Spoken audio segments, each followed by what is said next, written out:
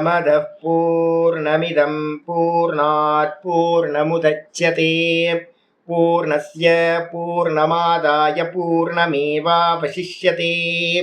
ओम शांति शांति शांतिः। ओम गुरुर्ब्रह्मा गुरुर्विष्णुर्गुरुर्देवो महेश्वरः गुरु साक्षात् परं ब्रह्म तस्मै श्री गुरवे नमः।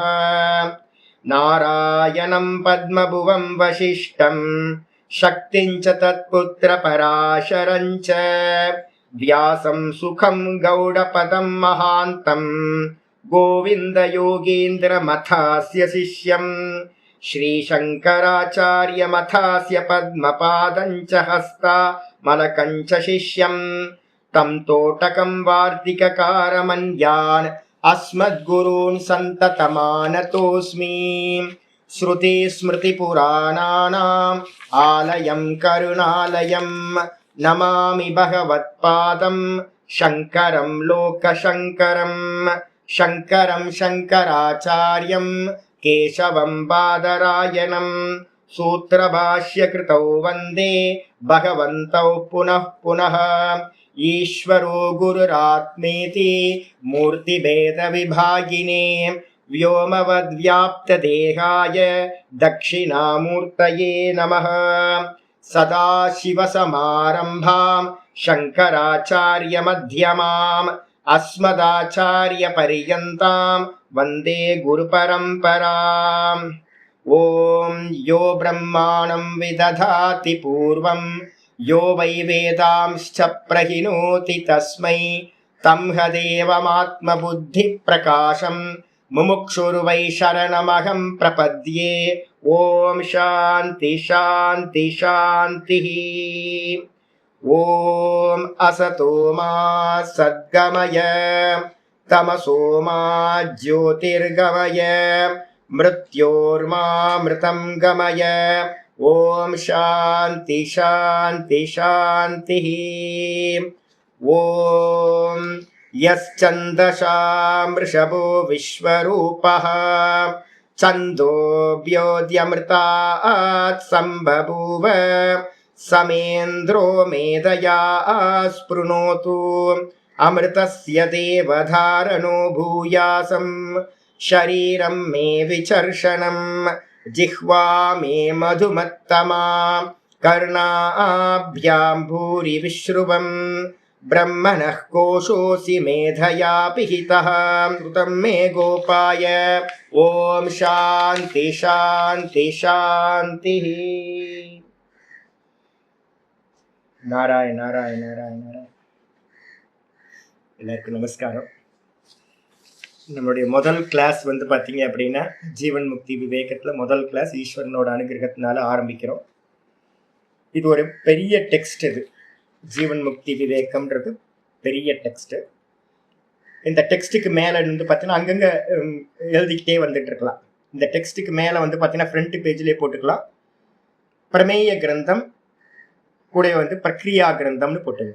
கிரந்தத்தோட டைப் இது பிரமேய கிரந்தம் இல்லைன்னா பிரக்ரியா கிரந்தம். பிரமேயம் அப்படின்னா என்ன அர்த்தம்னா அறிய வேண்டிய வஸ்துக்கு பேர் வந்து பார்த்தீங்கன்னா பிரமேயம் அப்படின்னு பேர். பிரமாணம் பிரமேயம் அப்படின்னு நம்ம சொல்லுவோம். பிரமேயம் அப்படின்னா ஆத்மாக்கு பேரு, பிரம்மத்துக்கு பேர் வந்து பிரமேயம். இந்த வேதாந்தத்தினால அறிய வேண்டிய வஸ்து. இதை பத்தி பேசுறது எதுவோ, இதை அடையறதுக்கான முறைகளை சொல்றது எதுவோ அதை பிரதானமா வச்சது வந்து பார்த்தீங்க அப்படின்னா இந்த டெக்ஸ்ட். இது வந்து பார்த்தீங்க அப்படின்னா எந்த கேட்டகரியில நம்ம கொண்டு வரோம் அப்படின்னு கேட்டீங்கன்னா இது ஒரு பிரகரண கிரந்தம் அப்படின்னு பேர். பிரகரண கிரந்தம் அப்படின்னா என்ன அர்த்தம் அப்படின்னு கேட்டீங்கன்னா அதுக்கு ஒரு ஸ்லோகம் வந்து பார்த்தீங்கன்னா பொதுவாக வந்து சாஸ்திரத்துல பிரகரண கிரந்தம்னா என்ன அப்படின்னு சொல்றாங்க. சாஸ்திரைக தேச சம்பத்தம், சாஸ்திரைக தேச சம்பத்தம் சாஸ்திர காரியாந்தரே ஸ்திதம் ஆகுஹு பிரகரணம் நாம கிரந்தபேத விபஸ்சிதः அப்படின்னு ஒரு ஸ்லோகம் இருக்கு. இதுல பாடபேதம் இருக்கு. அதாவது மொத்த சாஸ்திரம் அப்படின்னா பிரஸ்தானத்திரயம் தான் வந்து பார்த்தீங்கன்னா சாஸ்திரம். உபனிஷதங்கள் தான் சாஸ்திரம். இந்த உபனிஷதங்கள்ல ஏதாவது ஒரு அம்சத்தை மட்டும் என்ன பண்றது எடுத்துக்கிறது. சாஸ்திர ஏகதேச சம்பந்தம். சாஸ்திரத்துல வந்து பாத்தீங்க அப்படின்னா என்ன இருக்கும் அப்படின்னா, நம்ம வந்து டாபிக்கா பிரிச்சோம் அப்படின்னா ஒரு 200 டாபிக் வந்து பாத்தீங்கன்னா பிரிக்கலாம். சாஸ்திரம் மொத்தமா உபனிஷதங்கள் எவ்வளவு பிரிக்க போகுது அப்படின்னு பார்த்து எத்தனை கான்செப்டை பேசுது அப்படின்னா ஒரு 200 கான்செப்ட் வந்து பாத்தீங்கன்னா இருக்குன்னு வச்சுங்களேன். சும்மா பேச்சுக்கு சொல்றேன். அதுல வந்து பாத்தீங்கன்னா ஏதாவது 1 2 இல்ல ஒரு 5 10 எதையாவது கொஞ்சம் கான்செப்டை மட்டும் வந்து பாத்தீங்கன்னா எடுத்துக்கிட்டு சாஸ்திர ஏகதேச சம்பந்தம், அந்த சாஸ்திரத்துல ஏதோ ஒரு தேசத்துல இருக்கிறத மட்டும் சம்பந்தம் பண்ணிக்கிட்டு சாஸ்திர காரியாந்தரே ஸ்திதம், சாஸ்திரத்தை மீறாம சாஸ்திரம் என்ன சொல்லி இருக்கோ அதுக்கு உட்பட்டு, ஏன் இஷ்டப்படிலாம் சொல்லக்கூடாது. இந்த சாஸ்திரம் என்ன உபனிஷதங்கள் என்ன சொல்லுதோ அதை மீறாமல் அதோட காரியத்துல உள்ள வர்றதா இருக்கிறதா எந்த கிரந்தம் வந்து பாத்தீங்கன்னா செய்யப்படுதோ அந்த கிரந்தத்துக்கு பேரு பிரகரண கிரந்தம் அப்படின்னு வந்து பாத்தீங்கன்னா பிரகரணத்தை பத்தி அறிந்தவர்கள் சொல்கிறார்கள். அப்ப இந்த டெக்ஸ்ட் வந்து பாத்தீங்கன்னா உபனிஷதம் இல்ல, இது வந்து பாத்தீங்கன்னா உபனிஷதத்தோட காரியத்துல இந்த கிரந்தம் வந்து பாத்தீங்கன்னா ஆச்சாரியார் பண்ணியிருக்கார். வித்யாரண்ய சுவாமிகள் வந்து பாத்தீங்கன்னா பேருக்கு ஏற்ற மாதிரியே வித்யாரண்யர் சிங்கேரி மடத்துல வந்து பாத்தீங்கன்னா ஆச்சாரியரா இருந்தார். மாதவர் அப்படின்னு அவருக்கு ஏற்கனவே வந்து பாத்தீங்கன்னா பல பெயர்கள் இருக்கு. மாதவாச்சாரியார், மாதவர், மாதவ பட்டர் அப்படின்னு நிறைய பேர் இருக்கு. விஜயநகர பேரரசுல வந்து பாத்தீங்கன்னா மந்திரியாவும் இருந்திருக்கார். அவரோட இதுல விருத்த அவஸ்தையில வந்து பாத்தீங்கன்னா என்ன பண்ணியிருக்கார், பூர்வாசிரமத்துல வந்து பாத்தீங்கன்னா மந்திரியா இருந்தவர். பின்னாடி வந்து பாத்தீங்க அப்படின்னா பீட்டத்துக்கு வந்து பாத்தீங்கன்னா சிங்கேரி பீட்டத்துல ஆச்சாரியரா இருந்து நிறைய கிரந்தங்களை பண்ணார். அதுல முக்கியமான கிரந்தங்கள் வந்து பாத்தீங்கன்னா பஞ்சதசி அப்படின்றது ரொம்ப பிரசித்தமான கிரந்தம். அதே மாதிரி வந்து பாத்தீங்கன்னா அனுபூதி பிரகாசம் அப்படின்னு ஒரு பெரிய டெக்ஸ்ட் ஒன்று பண்ணியிருக்கார். நான் வந்து பாத்தீங்கன்னா உபனிஷதங்களுக்கு பின்னாடி எல்லா புக்லயும் நான் அவர் பண்ணத விவரணம் அப்படின்னு ஒண்ணு இருக்கும், அதை எடுத்து நான் போட்டிருக்கேன் உங்களுக்கு.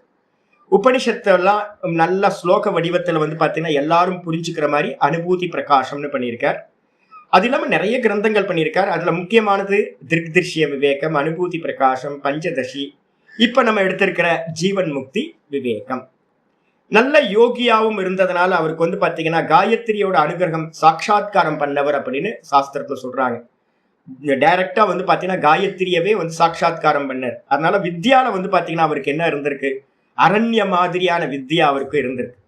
அதனால வந்து பாத்தீங்கன்னா ஒரு குப்பஞ்சுப்பன் எழுதுறதெல்லாம் வந்து பாத்தீங்கன்னா பிரமாணம் இல்லை. அதனால மகா பெரியவங்க யாரெல்லாம் இருக்காங்களோ அவங்க எழுதுனதெல்லாம் நம்ம ஸ்வீகாரம் பண்றோம். வித்யாரண்யர் மாதிரி ஒரு பிரமாணமான பெர்சன் நமக்கு தெரியவே தெரியாது. அப்ப நம்ம இதுக்கு முன்னாடி வரைக்கும் நம்ம எதையெல்லாம் மனசுல வச்சிருக்கலாம், தப்பான ஒப்பீனியன்ஸ் எல்லாம் நமக்கு நிறைய இருக்கலாம். அந்த ஒப்பீனியன்ஸ் எல்லாத்தையும் இது என்ன பண்ணும், டிஸ்ட்ராய் பண்ற மாதிரி இந்த கிரந்தம் வந்து பாத்தீங்கன்னா இருக்கும். அதனால நம்ம என்ன பண்ண போறோம், கீதைக்கே வந்து பாத்தீங்கன்னா இதை படிச்சதுக்கு பிறகுதான் உங்களுக்கு தெரியும், ஓ கீதை இப்படிதான் பார்க்கணும் போல இருக்கு அப்படின்னு உங்களுக்கு ஒரு புது விஷனே வந்து பாத்தீங்கன்னா இந்த கிரந்தம் படிச்சதுக்கு பிறகு வேதாந்தத்தை எந்த விஷன்ல பார்க்கணும்னு வரும். இந்த கிரந்தங்கள் எல்லாம் என்ன பண்ணுவோம், நாங்கெல்லாம் படிச்சது வந்து பாத்தீங்கன்னா ரொம்ப எர்லியரா நான் இதெல்லாம் படிச்சதுனால என்னன்னா ஒரு டெக்ஸ்ட் படிக்கும் போதே வந்து பாத்தீங்கன்னா இந்த விஷன்ல தான் நான் பார்த்திருக்கேன் எல்லாமே. இப்போ உங்களுக்கு நான் என்ன பண்ண போறேன், இந்த விஷன் தான் சொல்லி தர போறேன். லட்சியம் என்ன, அதோட பாதை என்ன, சாஸ்திரம் எந்த பக்கத்துல போயிட்டு இருக்கு, எந்த பாதையை நோக்கி போயிட்டு இருக்கு, எந்த லட்சியத்தை நோக்கி போயிட்டு இருக்கு, இதெல்லாம் வந்து பாத்தீங்கன்னா இந்த கிரந்தங்கள் படிக்கும் போது நமக்கு நல்லா தெரிய ஆரம்பிச்சோம். இந்த ஜீவன் முக்தி விவேகத்துல வந்து பாத்தீங்கன்னா மொத்தம் 5 பிரகரணம் சொல்லக்கூடிய சாப்டர்ஸ் வந்து பாத்தீங்கன்னா இருக்கு. ஜீவன் முக்தி விவேகத்துல 5 சாப்டர் இருக்கு. இப்போ உங்களுக்கு நான் வந்து பாத்தீங்கன்னா ஒரு PDF அனுப்பியிருக்கேன். அதுல வந்து பாத்தீங்கன்னா பிரமாண பிரகரணம் அப்படின்னு முதல் பிரகரணம், விவிதிஷா சந்நியாசம் அப்படின்றத பத்தி ஒரு முதல் இது இருக்கு. இது எங்க இருக்குன்னா முதல் சாப்டருக்குள்ளாரையே வந்து பாத்தீங்கன்னா மொத்தம் 6 டாபிக் இருக்கு. முதல் சாப்டர்ல 6 டாபிக் இருக்கு. மொத்தம் சாப்டர் வந்து பாத்தீங்கன்னா 5 சாப்டர் வந்து பாத்தீங்கன்னா இருக்கு. முதல் சாப்டர் பிரமாண பிரகரணம், 2வது சாப்டர் வந்து பாத்தீங்கன்னா வாசனாக்ஷய பிரகரணம், 2வது சாப்டர் வாசனாக்ஷய பிரகரணம், 3வது சாப்டர் வந்து பாத்தீங்கன்னா மனோநாச பிரகரணம், 4வது சாப்டர் ஸ்வரூப சித்தி பிரகரணம், 5வது சாப்டர் வந்து பாத்தீங்கன்னா வித்வத் சந்நியாச பிரகரணம் அப்படின்னு மொத்தம் 5 சாப்டர் வந்து பாத்தீங்கன்னா இந்த கிரந்தத்துல இருக்கு. மொத்தம் 5 சாப்டர். இதுல நம்ம என்ன பண்ண போறோம், பெரிய பிரகரணம் எது சுவாமி அப்படின்னு கேட்டீங்கன்னா ஃபர்ஸ்ட் சாப்டரா இருக்கிற பிரமாண பிரகரணம் ரொம்ப பெரிய சாப்டரா இருக்கு. இதுக்குள்ளார நமக்கு என்ன பண்ண போறோம் அப்படின்னு கேட்டீங்கன்னா, நீங்க இது வரைக்கும் என்னெல்லாம் படிச்சீங்களோ அது எல்லாத்தையும் பிரமாணங்கள் எல்லாத்தையும் கொண்டு வந்துடும். எல்லாத்தையும் கொண்டு வந்து நமக்கு வந்து ரிஃபைனரி பண்ற மாதிரியான ஒர்க்கை வந்து பார்த்தீங்கன்னா இப்போ நம்ம பண்ண போறோம். நிறைய புரியாம பண்ணியிருப்போம். இப்போ வந்து பார்த்தீங்கன்னா புரிஞ்சு புரிஞ்சு புரிஞ்சு புரிஞ்சு நமக்கு ஓஹோ இப்படிதான் பார்க்கணும் போல இருக்குன்னு உங்களுக்கு தெரிய ஆரம்பிச்சோம். பிரமாண பிரகரணத்துல வந்து பார்த்தீங்கன்னா என்ன இருக்கு அப்படின்னா உங்களுக்கு பிடிஎஃப்லயே வந்து பார்த்தீங்கன்னா டாபிக் கொடுத்துருக்கேன். முதல் சாப்டர்ல இருக்கக்கூடிய முதல் சாப்டர் பிரமாண பிரகரணம். இந்த பிரமாண பிரகரணத்துல வந்து பார்த்தீங்கன்னா 6 டாபிக் வந்து பார்த்தீங்கன்னா இருக்கு. 6 டாபிக் என்னென்னது? முதல்ல வந்து பார்த்தீங்கன்னா விவிதிஷா சந்நியாச நிரூபணம் அப்படின்னு ஒன்று இருக்கு. முதல் வந்து பார்த்தீங்கன்னா விவிதிஷா சந்நியாச நிரூபணம். ரெண்டாவது வந்து பார்த்தீங்கன்னா வித்வத் சந்நியாச நிரூபணம். மூணாவது ஜீவன் முக்தி ஸ்வரூபம். ஜீவன் முக்தினா என்ன அப்படின்றத சொல்றது. ஜீவன் முக்தனோட லட்சணம், ஒரு முக்த புருஷன் எப்படி இருப்பான் அப்படின்னு முக்த புருஷனோட லட்சணங்களை சொல்றது. விதேக முக்த லட்சணம். விதேக முக்தன்னா யாரு? ஜீவன் முக்தனுக்கு அப்புறம் விதேக முக்தன் ஒருத்தர் சொல்றோம், அவர்னா யாரு? அதுக்கப்புறம் அதிவர்ணாசிரமம்னா என்ன? வர்ணாசிரமம்னு ஒன்று இருக்கு. பிரம்மச்சரியம், கிரகஸ்தம், வானப்பிரஸ்தம், சந்நியாசம், 4 ஆசிரமங்கள் இருக்கு. இது இல்லாம வந்து பாத்தீங்கன்னா அத்தியாசிரமி அப்படின்னு ஒருத்தரை சொல்றோம் நம்ம. இப்ப ரமண பகவான் எல்லாம் என்ன பண்ணுவோம் அப்படின்னா அத்தியாசிரமி கேட்டகரியில கொண்டு வந்துருவோம். சதாசிவ பிரமேந்திரர் கடைசியில அத்தியாசிரமியா தான் இருந்தார். அதே மாதிரி ஞானானந்த பாரதி அப்படின்னு ஒரு சுவாமிகள் இருந்தார், கொல்லிமலையில வந்து பாத்தீங்கன்னா இருந்தார், பெரிய வித்வத். நம்ம சிருங்கேரி பெரியவரோட இவர் வந்து பாத்தீங்கன்னா சந்திரசேகர பாரதி சுவாமிகளோட சிஷ்யரா இருந்தார், ஞானானந்த பாரதின்னு பேர். அவர் கடைசியில வந்து பாத்தீங்கன்னா அத்தியாசிரமியா வந்து பாத்தீங்கன்னா இருந்தார். அப்ப அத்தியாசிரமினா என்னன்னு நமக்கு வந்து தெரியணும். இது மொத்தம் 6 டாபிக்ல வந்து பாத்தீங்கன்னா முதல் பிரகரணத்துல நம்ம படிக்க போறோம். இந்த முதல் டாபிக் நம்ம எடுக்கிறதுக்கு முன்னாடி சந்நியாசத்தை பத்தி வந்து பாத்தீங்கன்னா ஆரம்பிக்குது. அதனால நம்ம என்ன பண்ண போறோம் அப்படின்னா, யாரெல்லாம் இந்த பாடம் கேட்குறீங்களோ, யாரெல்லாம் புதுசா இந்த பாடத்துக்கு வந்திருக்கீங்களோ, நிறைய பேர் கீதாவை அட்டன் பண்றவங்க ஃபுல்லா இருக்கீங்க. ஆல்மோஸ்ட் கீதாவை பாடம் படிக்கிறவங்க தான் இங்க இருக்கீங்க. கொஞ்சம் பேர் வந்து பார்த்தீங்கன்னா கீதாவில் எல்லாமே புதுசாக உள்ள வந்தவங்களா இருக்கீங்க. இவங்க எல்லாரும் என்ன பண்ணணும் அப்படின்னு கேட்டிங்கன்னா 18வது சாப்டர் இப்போ ஆரம்பிச்சு போயிட்டு இருக்கு. எத்தனாவது கிளாஸ் போகுது? 18வது சாப்டர். 8வது கிளாஸ் தான் போயிட்டு இருக்கு 18வது சாப்டர்ல. யாரெல்லாம் வந்து பார்த்தீங்கன்னா புதுசாக சேர்ந்துருக்கீங்களோ அவங்க எல்லாம் யூடியூப்ல போனீங்கன்னா 8 கிளாஸுக்கு தான் போயிருக்கு. ஒன்றும் ப்ராப்ளம் இல்லை. முதல் கிளாஸ்ல இருந்து லீவ்ல எல்லாம் கேட்டுட்டே வந்தீங்க அப்படின்னா அது கவர் பண்ணிடலாம். ஏன் அப்படின்னா 18வது சாப்டர்ல கீதால நம்ம என்ன சொல்றோமோ அதே விஷயங்கள் தான் இங்கேயும் வந்து பாத்தீங்கன்னா டாபிக்ல ஆரம்பிக்குது. வித்வத் சந்நியாசம்னா என்ன, விவிதிஷா சந்நியாசம்னா என்ன, எதுக்காக சந்நியாசம், இதெல்லாம் வந்து பாத்தீங்கன்னா பேச போகுது. இதுக்கு முன்னாடி வந்து பாத்தீங்கன்னா நம்ம என்ன பண்ண போறோம், கிரந்தத்துக்குள்ளார என்ட்ரு ஆகிறதுக்கு முன்னாடி நான் என்ன பண்ண போறேன், ஒரே ஒரு ஸ்லோகத்தை மட்டும் இன்னைக்கு வாசிச்சுட்டு நம்ம வந்து பாத்தீங்கன்னா வேற ஒரு டாபிக்ல நான் வந்து பாத்தீங்கன்னா பேக்ரவுண்டை கிரியேட் பண்ணிட்டு தான் நான் இதுக்குள்ளார என்ட்ரு ஆகணும்னு நினைக்கிறேன். நான் முதல் ஸ்லோகம் மட்டும் மங்களாச்சரணமா வந்து பாத்தீங்கன்னா பண்ணியிருக்கார். அந்த முதல் ஸ்லோகத்தை மட்டும் நம்ம வாசிச்சிடலாம். முதல் ஸ்லோகம் எடுத்துருங்க.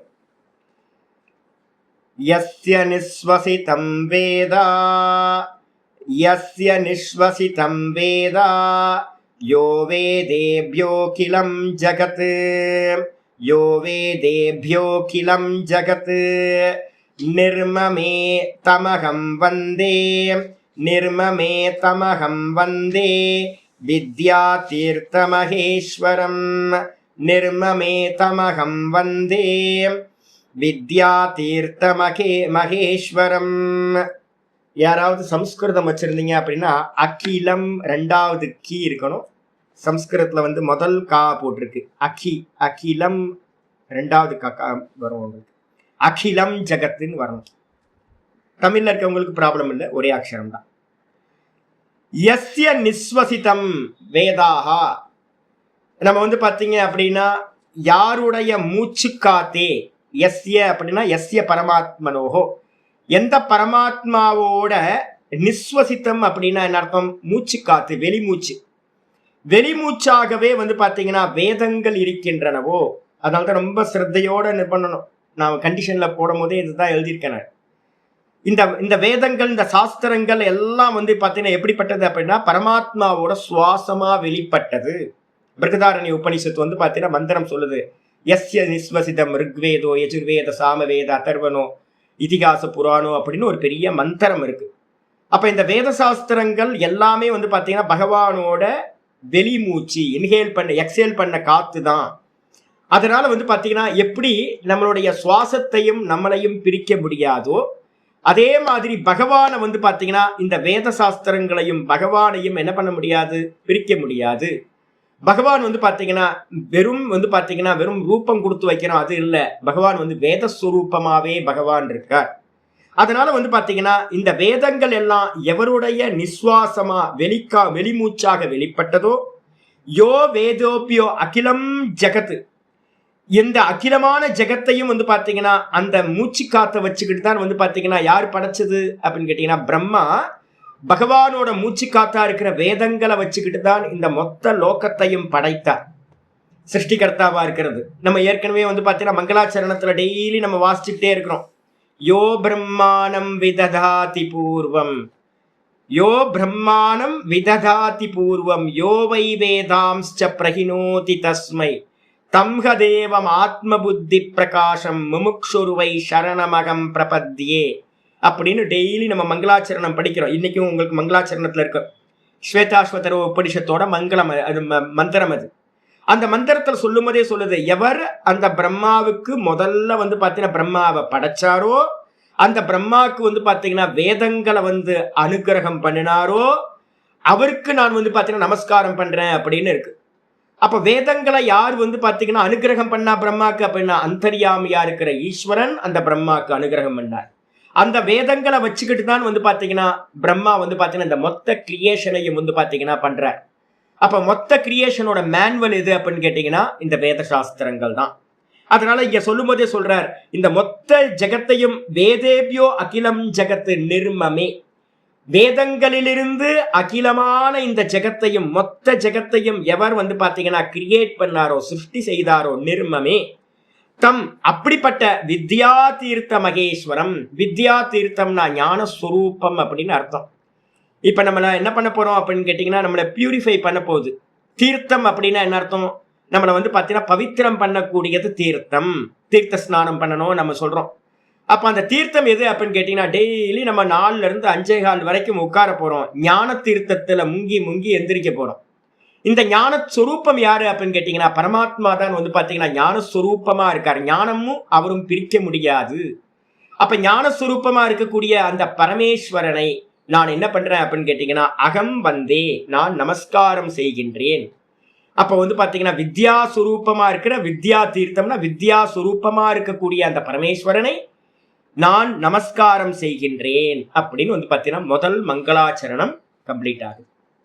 இதுக்கப்புறம் வந்து பாத்தீங்க அப்படின்னா மங்களாச்சரணம் முடிச்சதுக்கு பிறகு நான் வந்து உங்களுக்கு என்ன பண்ண போறேன், அடிக்கடி என்ன பண்ண போறேன் அப்படின்னா, திடீர்னு இந்த கிரந்தத்துக்குள்ளார நுழையணும் அப்படின்னா அதுக்கு கொஞ்சம் பேக்ரவுண்டு தேவைப்படுது. நமக்கு ஒரு பெரிய இது இருக்கு, என்னன்னா மெமரி லாஸ் இருக்குல்ல. நமக்கு எல்லாத்துக்கும் அந்த நோய் இருக்கு, மெமரி லாஸ். செலக்டடா இருக்கிறது எல்லாத்தையும் மறந்துடுவோம், நல்ல விஷயங்கள் எல்லாத்தையும் மறந்துடுவோம். அதான் நமக்கு வந்து பகவான் கொடுத்துருக்க அனுகிரகம். கீதை படிச்சிருப்போம் எல்லாரும். ஆனா வந்து பாத்தீங்கன்னா கீதை பெருசா போயிட்டு இருக்குல்ல, 560 கிளாஸ் போயிட்டு இருக்கு. அப்படின்னும் போது முன்னாடி முதல் சாப்டர்ல எல்லாம் என்ன படிச்சோம், 2வது சாப்டர்ல என்ன படிச்சோம், இதெல்லாம் வந்து நிறைய பேருக்கு வந்து பாத்தீங்கன்னா மறந்து போயிருக்கோம். அதனால நம்ம என்ன பண்றோம் அப்படின்னு கேட்டீங்கன்னா திரும்ப திரும்ப ஞாபகப்படுத்த வேண்டியிருக்கு.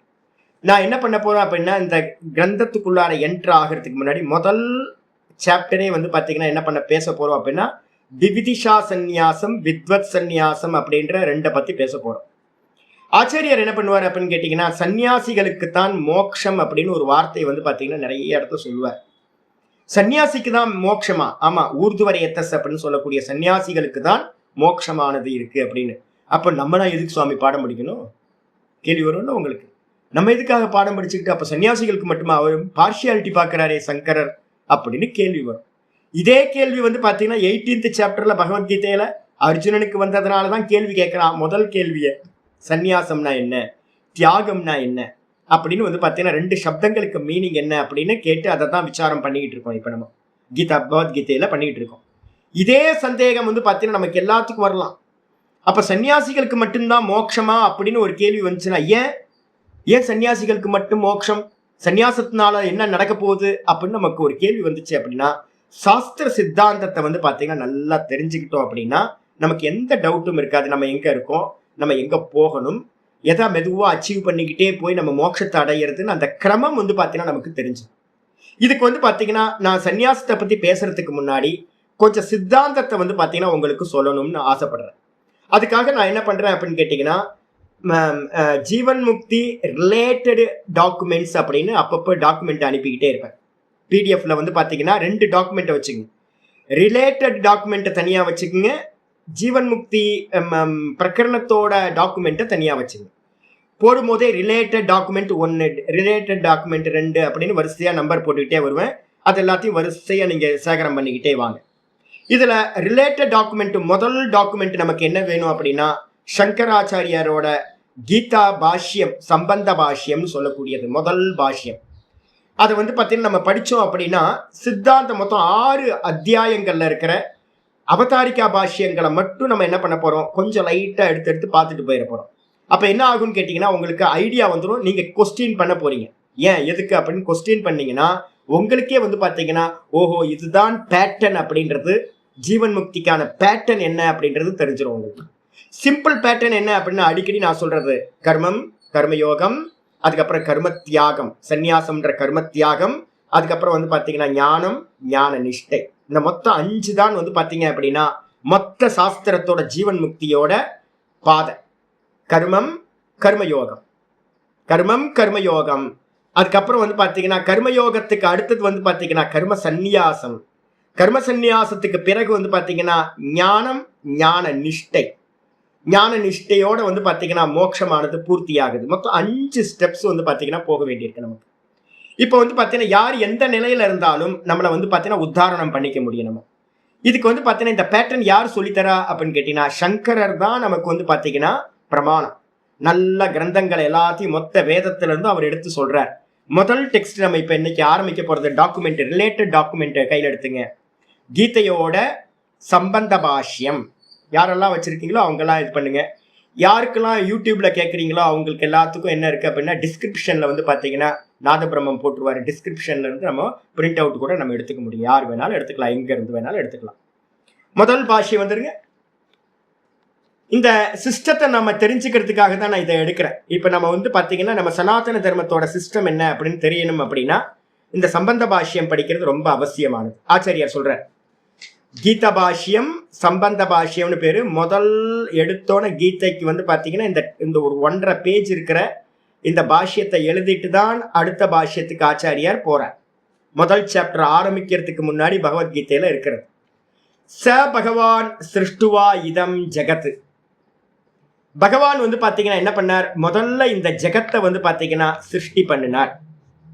சிருஷ்டி பண்ணிட்டு என்ன பண்ணார், தஸ்ய ச ஸ்திதிம் சிகீர்ஷுஹு. சிருஷ்டிகர்த்தாவா இருக்கிற பிரம்மாவும் அவர்தான், ஸ்திதிகர்த்தாவா இருக்கிற விஷ்ணுவும் அவர்தான், லயகர்த்தாவா இருக்கிற பரமேஸ்வரனும் அவர்தான். 3 கேரக்டராகவும் இருக்கிறது ஒரே ஆள் தான்.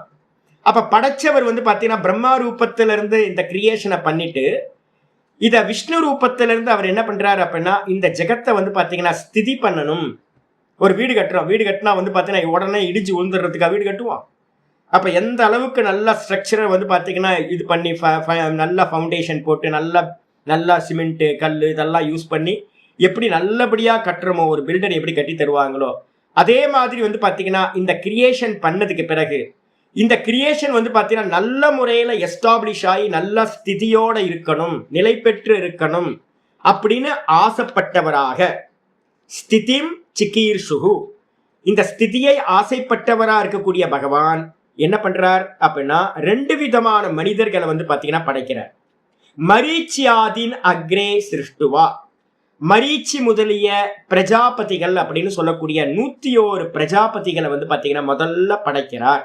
கிரியேஷன்ல ஆதி 101 மகரிஷிகளும் என்ன பிரஜாபதிகள் என்ன அர்த்தம், அவங்களோட வேலையே வந்து பாத்தீங்க அப்படின்னா வசிஷ்டர் மாதிரி, மரீச்சி வசிஷ்டர் இது மாதிரியான நிறைய மகரிஷிகள் இருக்காங்க. இவங்க வேலை வந்து பாத்தீங்கன்னா கிரகஸ்த தர்மம் அப்படின்னு சொல்லக்கூடியது. அவங்க என்ன பண்ணுவாங்க, நல்ல குழந்தைங்களை பெற்றுப்பாங்க, நல்ல பேர குழந்தைங்க எல்லாம் பெற்று இந்த பிரஜைகளை உருவாக்குறது தான் அவங்களோட வேலையா இருந்திருக்கு. அதனால்தான் அவங்களுக்கு பேர் பிரஜாபதிகள் அப்படின்னு பேர். 101 பிரஜாபதிகளை படைச்சார். படைச்சிட்டு வந்து பாத்தீங்கன்னா சிருஷ்டுவா பிரஜாபதினு ஆச்சாரியர் சொல்லிட்டார். 101 பேரை வந்து பாத்தீங்கன்னா முதல்ல படைச்சு பிரவிற்த்தி லட்சணம் தர்மம் கிராகாயா மாச வேதோக்தம், அவங்களுக்கு வந்து பாத்தீங்கன்னா வேதத்துல சொல்லப்பட்ட தர்மம் என்ன தர்மம் அப்படின்னா பிரவிற்த்தி தர்மம் அப்படின்னு சொல்லக்கூடியது. இதான் முதல் லைஃப் ஸ்டைல். பிரவருத்தி லட்சணம் தர்மம்னு சொல்லக்கூடிய கிரகஸ்தாசிரமத்தை வந்து பாத்தீங்கன்னா அவர் என்ன பண்ணார், அவர்களை அடையும்படி செய்தார். அவங்க புத்தியில வந்து பாத்தீங்கன்னா ஒவ்வொருத்தரோட புத்திக்கும் இந்த கிரகஸ்தாசிரமத்தை வந்து பாத்தீங்கன்னா நல்லா கொண்டு போய் சேர்த்தார்.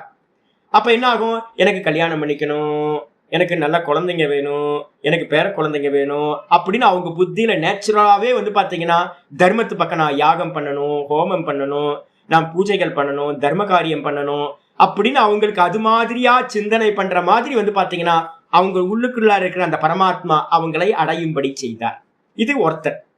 ரெண்டாவது ததக, அதுக்கு பிறகு என்ன பண்ணார், அந்நியானிச்ச, அதுக்கு அந்நியமா என்ன பண்ணார், கிரகஸ்தாசிரமத்தில் இருக்கக்கூடிய 101 மகரிஷிகளுக்கு அந்நியமா சனக சனந்தனாதீன் உத்பாத்திய, சனகர், சனந்தனர், சனாதனர், சனத்குமார்னு சொல்லக்கூடிய 4 மகரிஷிகளை என்ன பண்றார், உருவாக்குறார்.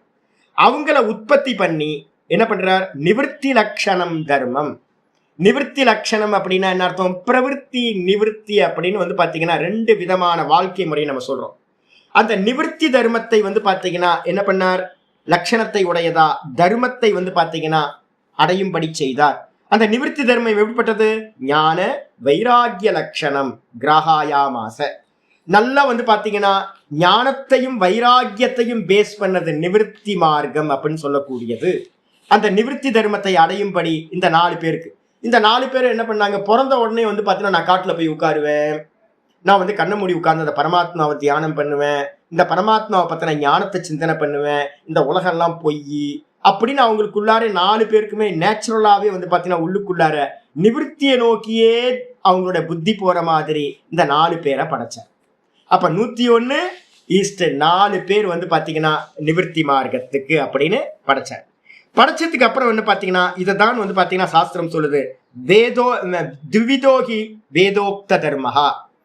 வேதத்துல சொல்லப்பட்ட தர்மம் என்ன அப்படின்னு கேட்டீங்கன்னா, மொத்த வேதத்தையும் லைஃப் ஸ்டைலா நம்ம பிரிச்சோம் அப்படின்னா 2 தர்மம் தான். ஒன்னு வந்து பாத்தீங்கன்னா பிரவருத்தி தர்மம் கிரகஸ்தாசிரம பிரதானம், இன்னொன்னு நிவர்த்தி தர்மம் சந்நியாசாசிரம பிரதானம் அப்படின்னு வந்து பாத்தீங்கன்னா 2 லட்சணத்தை நம்ம எடுத்துக்கிறோம். எடுத்ததுக்கு பிறகுதான் சொல்றாரு, திவிதோகி வேதோக்த தர்மக, 2 தான் வேதம் சொல்லிய தர்மங்கள், இந்த 2 தான் பிரவருத்தி லட்சணம் நிவர்த்தி லட்சணகச்ச. 2 தர்ம மார்க்கம் தான் அப்படின்னு சொல்லியாச்சு. 2மே தர்மம். இல்லறம்ன்றதும் தர்மம் தான். அறம்னு வச்சிருக்கல, இல்லறம் அப்படின்னு வச்சிருக்கு. துறவரம், அறம் அறம்னு நம்ம சொல்றோம். 2மே அறம் தான், தர்மம் தான், முறையா வாழ்ந்தோம் அப்படின்னா. அப்ப வந்து ஆச்சாரியர் என்ன பண்றாரு அப்படின்னு கேட்டீங்கன்னா, ஜெகத்தக ஸ்திதிம் பிராணினாம் சாட்சாத். ஆச்சாரியர் நல்ல பாஷ்யம் பண்றார். இந்த ஜெகத்துக்கு வந்து பாத்தீங்கன்னா ஸ்திதி காரணமா இருக்கிறது யாரு அப்படின்னு கேட்டீங்கன்னா, இந்த ஜெகத்துக்கு வந்து ஸ்திதி காரணம் யாரு அப்படின்னு கேட்டீங்கன்னா கிரகஸ்தர்கள் தான் வந்து பாத்தீங்கன்னா இந்த ஜெகத்து நிக்கிறதுக்கு. அதால் தான் திருக்குறள் சொல்லும்போது சொல்றாரு, இல்வாழ்வான் என்பான் இயல்புடைய மூவருக்கும் நல்லாற்றின் வயிற்று துணைன்றார். பிரம்மச்சாரி, கிரக வானப்பிரஸ்தன், அதுக்கப்புறம் சன்னியாசி, இந்த 3 பேர்த்துக்கும் யாரை பேஸ் பண்ணி இருக்காங்க அப்படின்னா கிரகஸ்தாசிரம தர்மத்தை பேஸ் பண்ணி தான் இருக்கும். இப்ப நீங்க வந்து பாத்தீங்கன்னா சன்னியாசியா இருக்கக்கூடிய என்ன ரட்சணம் பண்ணல அப்படின்னா என்ன ஆகும், அவ்வளவுதான், சன்னியாசாசிரமம் இருக்காது. இப்ப நாங்க உங்களுக்கு ஞானத்தை கொடுக்காம விட்டுட்டோம் அப்படின்னா என்ன ஆயிடும், இந்த ஞானமும் விட்டு போயிடும். அப்ப பரஸ்பரம் வந்து பாத்தீங்கன்னா சன்னியாசர ஆசிரமிகள்கிட்ட இருந்துகிட்டு லைஃப் ஸ்டைலும் வைராக்கியமும் ஞானமும் உங்களுக்கு பிராப்தி ஆகுது. கிரகஸ்தாசிரமத்துல இருக்கிறவங்க இவங்களோட தர்மத்தை நடத்துறதுக்காக இவங்க சன்னியாசிகளை ப்ரொடெக்ட் பண்ணணும். அப்ப இந்த சன்னியாச ஆசிரமத்தை காப்பாத்துறதை யாரு அப்படின்னு கேட்டீங்கன்னா கிரகஸ்தர்களா இருக்காங்க. அதனால ஆச்சாரியர் சொல்லும் போது சொல்றாரு, ஜெகத்தக ஸ்திதி காரணம், இந்த ஜெகத்து நல்லா நிலை பெற்று இருக்கிறதுக்காக பிராணினாம் சாட்சாத்து, இந்த பிராணிகளுக்கு வந்து பாத்தீங்கன்னா நேரடியா அபியுதய, அபியுதயம் அப்படின்னா மேன்மை அப்படின்னு அர்த்தம். ஜீவராசிகளுக்கு வந்து பாத்தீங்கன்னா மேன்மையை தரக்கூடியதா வந்து பாத்தீங்கன்னா நிறைய கர்மாக்களை வந்து பாத்தீங்கன்னா சாஸ்திரங்கள் சொல்லுது. அகரகர் சந்தியாம் உபாசீத அப்படி ஆரம்பிச்சு பஞ்சமகா யஜ்யங்கள் எல்லாத்தையும் சாஸ்திரம் வந்து பாத்தீங்கன்னா நிறைய விஸ்தாரமா சொல்லுது. நிறைய யஜ்ய யாகங்கள் எல்லாம் சொல்லுது. இதெல்லாம் கிரகஸ்தாசிரமத்துல இருந்துகிட்டு ஒருத்தர் ஃபாலோ பண்றாரு அப்படின்னா அவர் வந்து காட்டுவாசியா இருக்கிற மனுஷன் என்ன ஆகிறான், மெதுவா கல்டிவேட் ஆகி வந்து பாத்தீங்கன்னா நல்ல ஒரு தார்மீகமான பெர்சனா மாறுறான். அவனுக்கு வந்து பாத்தீங்கன்னா நல்ல சத்துவகுணம் பெருகுது. அவன் வந்து பாத்தீங்கன்னா நல்ல தர்மியா மேன்மைய சொர்க்கத்தை அடையறதுக்கு காரணமா ஆயிடுறான். அப்ப அதனால அபியுதய பலன் அப்படின்னு சொல்லக்கூடியது கிரகஸ்தாசிரமத்துல வேதம் சொல்லிய தர்மத்தை ஃபாலோ பண்றது ஒண்ணு. அதுக்கு அடுத்தது வந்து பாத்தீங்கன்னா நிஸ்ரேயச ஹேத்துகு, நிஸ்ரேயசம் அப்படின்னா மோக்ஷம் அப்படின்னு பேரு. இந்த மோட்சத்துக்கு சாதனமானது இந்த ரெண்டும், ஒன்னு பிரவருத்தியும் இருக்கணும், இந்த சம்சார மார்க்கம் கூடவே வந்து பாத்தீங்கன்னா நிவர்த்தின்னு சொல்லக்கூடிய மோட்ச மார்க்கம். இந்த ரெண்டுமே வந்து பாத்தீங்கன்னா யக ச தர்மம், எது இந்த தர்மமா இருக்கோ பிராமணாத்யைஹி வர்ணிபிகி, இது யாருனால இது பண்ணப்பட்டது, ஃபாலோ பண்ணப்பட்டது அப்படின்னா பிராமணர் முதலிய 4 வர்ணத்தார், பிராமண, க்ஷத்திரிய, வைஷ்ய, சூத்ர அப்படின்னு சொல்லக்கூடிய 4 வர்ணத்தாருக்கும் வந்து பாத்தீங்கன்னா இவங்க இந்தந்த கர்மத்தை செய்யட்டும் அப்படின்னு குணத்தை பேஸ் பண்ணி அவங்களாலையும், கூடவே ஆசிரமபிஷ்ட பிரம்மச்சாரி, கிரகஸ்தன், வானப்பிரஸ்தன், சந்நியாசி அப்படின்னு சொல்லக்கூடிய 4 ஆசிரமத்தார்களாலையும் இந்த வேதத்துல சொல்லப்பட்ட இந்த 2 தர்மங்களும் வந்து பாத்தீங்கன்னா ஸ்ரேயோ அர்த்திபிகி அனுஷ்டீயமானக, இது எல்லாமே வந்து பாத்தீங்கன்னா யாரெல்லாம் வந்து பாத்தீங்கன்னா மோட்சத்துல ஆசை உள்ளவர்களோ அவர்களால் இது எல்லாமே நன்றாக அனுஷ்டிக்கப்படுறதா இருந்துச்சு இந்த 2 மார்க்கங்களும். அப்ப வந்து பாத்தீங்கன்னா நம்ம இப்ப வந்து பாத்தீங்கன்னா வர்ணத்தை விட்டுருங்க. வர்ணம் வந்து பாத்தீங்கன்னா இப்ப எல்லாமே கொலாப்ஸ் ஆகி கிடக்குது, வர்ண கர்மங்கள் பண்ண முடியாது. அதனாலதான் நாங்க இப்ப சொல்றோம், பிராமணன் கர்மத்தை பண்றதில்ல, க்ஷத்திரிய கர்மத்தை பண்றதில்ல, வைஷ்யன் பண்றதில்ல, சூத்ர கர்மத்தை பண்றதில்ல. எல்லாருமே வந்து பாத்தீங்கன்னா சூத்ரன் ஆயிட்டோம், எல்லாம் வேலைக்கு போக ஆரம்பிச்சிட்டோம்ல. கை கட்டி வந்து பாத்தீங்கன்னா இன்னொருத்தர் சம்பளம் வாங்கினீங்கன்னாவே என்ன ஆயிடுச்சு, அது சூத்ர கர்மான்னு பேரு. அப்ப வந்து பாத்தீங்கன்னா எல்லாம் மாறி போச்சு. இப்ப வந்து யாரும் வர்ணத்தை பேஸ் பண்ணி கர்மத்தை பண்றதை பத்தி பேசக்கூடாது. இதை வந்து பாத்தீங்கன்னா பகவத்கீதையில ஆரம்பத்திலே அர்ஜுனன் சொல்றான் எல்லாம் கொலாப்ஸ் ஆயிடுமே அப்படின்னு. இப்ப ஆயிடுச்சு, 5000 வருஷத்துக்கு அப்புறம் இது எல்லாம் கொலாப்ஸா தான் இருக்கு. இப்ப மிச்சம் இருக்கிறது என்ன அப்படின்னு கேட்டீங்கன்னா நம்மளுடைய வர்ண தர்மத்தை தாண்டி ஆசிரம தர்மங்கள் இப்ப கொஞ்சம் மிச்சம் இருக்கு. இதுவே கொலாப்ஸ் ஆயிட்டு இருக்கு. அடுத்த ஜென்ரேஷன்ல இப்ப நம்ம வாழ்ற வாழ்க்கை வந்து பாத்தீங்கன்னா வாழ முடியுமா நமக்கு தெரியல. இப்ப நம்மள்ட்ட அவைலபிளா இருக்கிறது என்ன அப்படின்னு கேட்டீங்கன்னா, நீங்க கிரகஸ்தரா இருக்கீங்க, நான் சன்னியாசியா இருக்கேன், வானப்பிரஸ்தர்களா இருக்கவங்க அனுஷ்டானம் பண்ண முடியும், பிரம்மச்சாரியா இருக்கவங்க பிரம்மச்சாரியா இருக்க முடியும். இது இண்டிவிஜுவல். அப்ப இந்த தர்மங்களை வந்து பாத்தீங்கன்னா நம்ம நல்லா அனுஷ்டானம் பண்ண முடியும். யாரெல்லாம் வந்து பாத்தீங்க அப்படின்னா மோட்சத்துல இச்சை உள்ளவர்களோ இவர்களால் வந்து பாத்தீங்கன்னா அனுஷ்டானம் செய்யத்தக்கதா இந்த 2 தர்மங்களும் இருக்கின்றது, பிரவருத்தி தர்மம், நிவர்த்தி தர்மம் அப்படின்னு. பிரம்மச்சாரி, கிரகஸ்தன் இந்த 2 பேர்த்தையும் என்ன பண்ணுங்க, பிரவருத்தி தர்மத்துக்குள்ளார கொண்டு வந்துருங்க. அதுக்கப்புறம் சன்னியாசி வந்து பாத்தீங்கன்னா நிவர்த்தி தர்மம்னு வச்சுக்கோங்க. இதுக்கப்புறம் நடுவுல இருக்கிற வானப்பிரஸ்தன் வந்து பாத்தீங்கன்னா ஒரு பிரவருத்தியில இருந்து ஒருத்தன் டிரான்ஸ்பர்மேஷன் ஆகிறான், நிவர்த்திக்கு போறான். அதுக்கு நடுவுல தன்னை ப்ரிப்பேர் பண்ணிக்கிறதுக்கான ஒரு ஆசிரமம் வந்து பாத்தீங்கன்னா வானப்பிரஸ்த ஆசிரமம், அது ஒரு சந்திஸ்தானம் அப்படின்னு எடுத்துக்கணும்.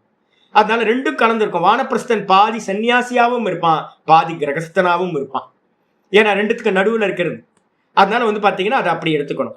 இந்த 3 நாளையும் வந்து பாத்தீங்கன்னா அனாதி காலத்துல இருந்து இந்த செட்டப்ல தான் வந்து பாத்தீங்கன்னா ரிஷிமார்களை படைச்சு நல்லபடியா போயிட்டு இருந்துச்சு குரு சிஷ்ய பரம்பரையில. இது நீண்ட காலம் ஆனதுனால என்னாச்சு, ஆச்சாரியர் சொல்றாரு தீர்க்கேன காலேன, நீண்ட காலம் அனுஷ்டானம் பண்ணிக்கிட்டே வரும்போது வந்து பாத்தீங்கன்னா மெதுவா கொஞ்சம் ஸ்பாயில் ஆகும். எல்லா காரியங்களும் அப்படிதான். நம்ம பார்த்துட்டு இருக்கும் போதே ஒரு ரூல்ஸ் போட்டு அதை ஃபாலோ பண்ணிக்கிட்டே இருப்போம். மெதுவா கெட்டு போகும். கண்ணுக்கு முன்னாடியே கெட்டு போறதை நம்ம பாக்குறோம். அப்ப தீர்க்க காலமா வருஷக்கணக்கா பல வருஷங்களா பல 100 ஆண்டுகளா 1000 வருஷங்களா வந்து பாத்தீங்கன்னா வந்துகிட்டே இருந்தது. தீர்க்கேன காலேன அனுஷ்டாத்ரூணாம், இந்த 2 தர்மங்களையும் அனுஷ்டானம் பண்றவங்க தீர்க்க காலமா அனுஷ்டானம் பண்ணிக்கிட்டே வரும்போது அவங்க மனசுக்குள்ளார வந்து பாத்தீங்கன்னா காம உத்பவாத், மெதுவா காமம் வந்து பாத்தீங்கன்னா அவங்கவுங்க மனசுல நான் எதுக்கு என் டியூட்டியை பண்ணணும் அப்படின்னு ஒவ்வொருத்தருக்கும் வந்து பாத்தீங்கன்னா அவங்கவுங்க டியூட்டியை பண்ணாம அதை வந்து பாத்தீங்கன்னா ஓவர் ஆக்ட் பண்றதுக்கு ஆசைப்பட்டார். கிரகஸ்தன் வந்து பாத்தீங்கன்னா வேற ஒரு தர்மத்தை அடாப்ட் பண்ண ஆரம்பிச்சான், வானப்பிரஸ்தர்கள் அவங்க தர்மத்தை பண்ணல, சன்னியாசி வந்து பாத்தீங்கன்னா கிரகஸ்த தர்மத்தை பண்ண ஆரம்பிச்சான். இது மாதிரி வந்து பாத்தீங்கன்னா ஒவ்வொருத்தரும் பிரம்மச்சாரி வந்து பிரம்மச்சாரி தர்மத்தை விட்டுட்டு கிரகஸ்த தர்மத்தை ஃபாலோ பண்றான்.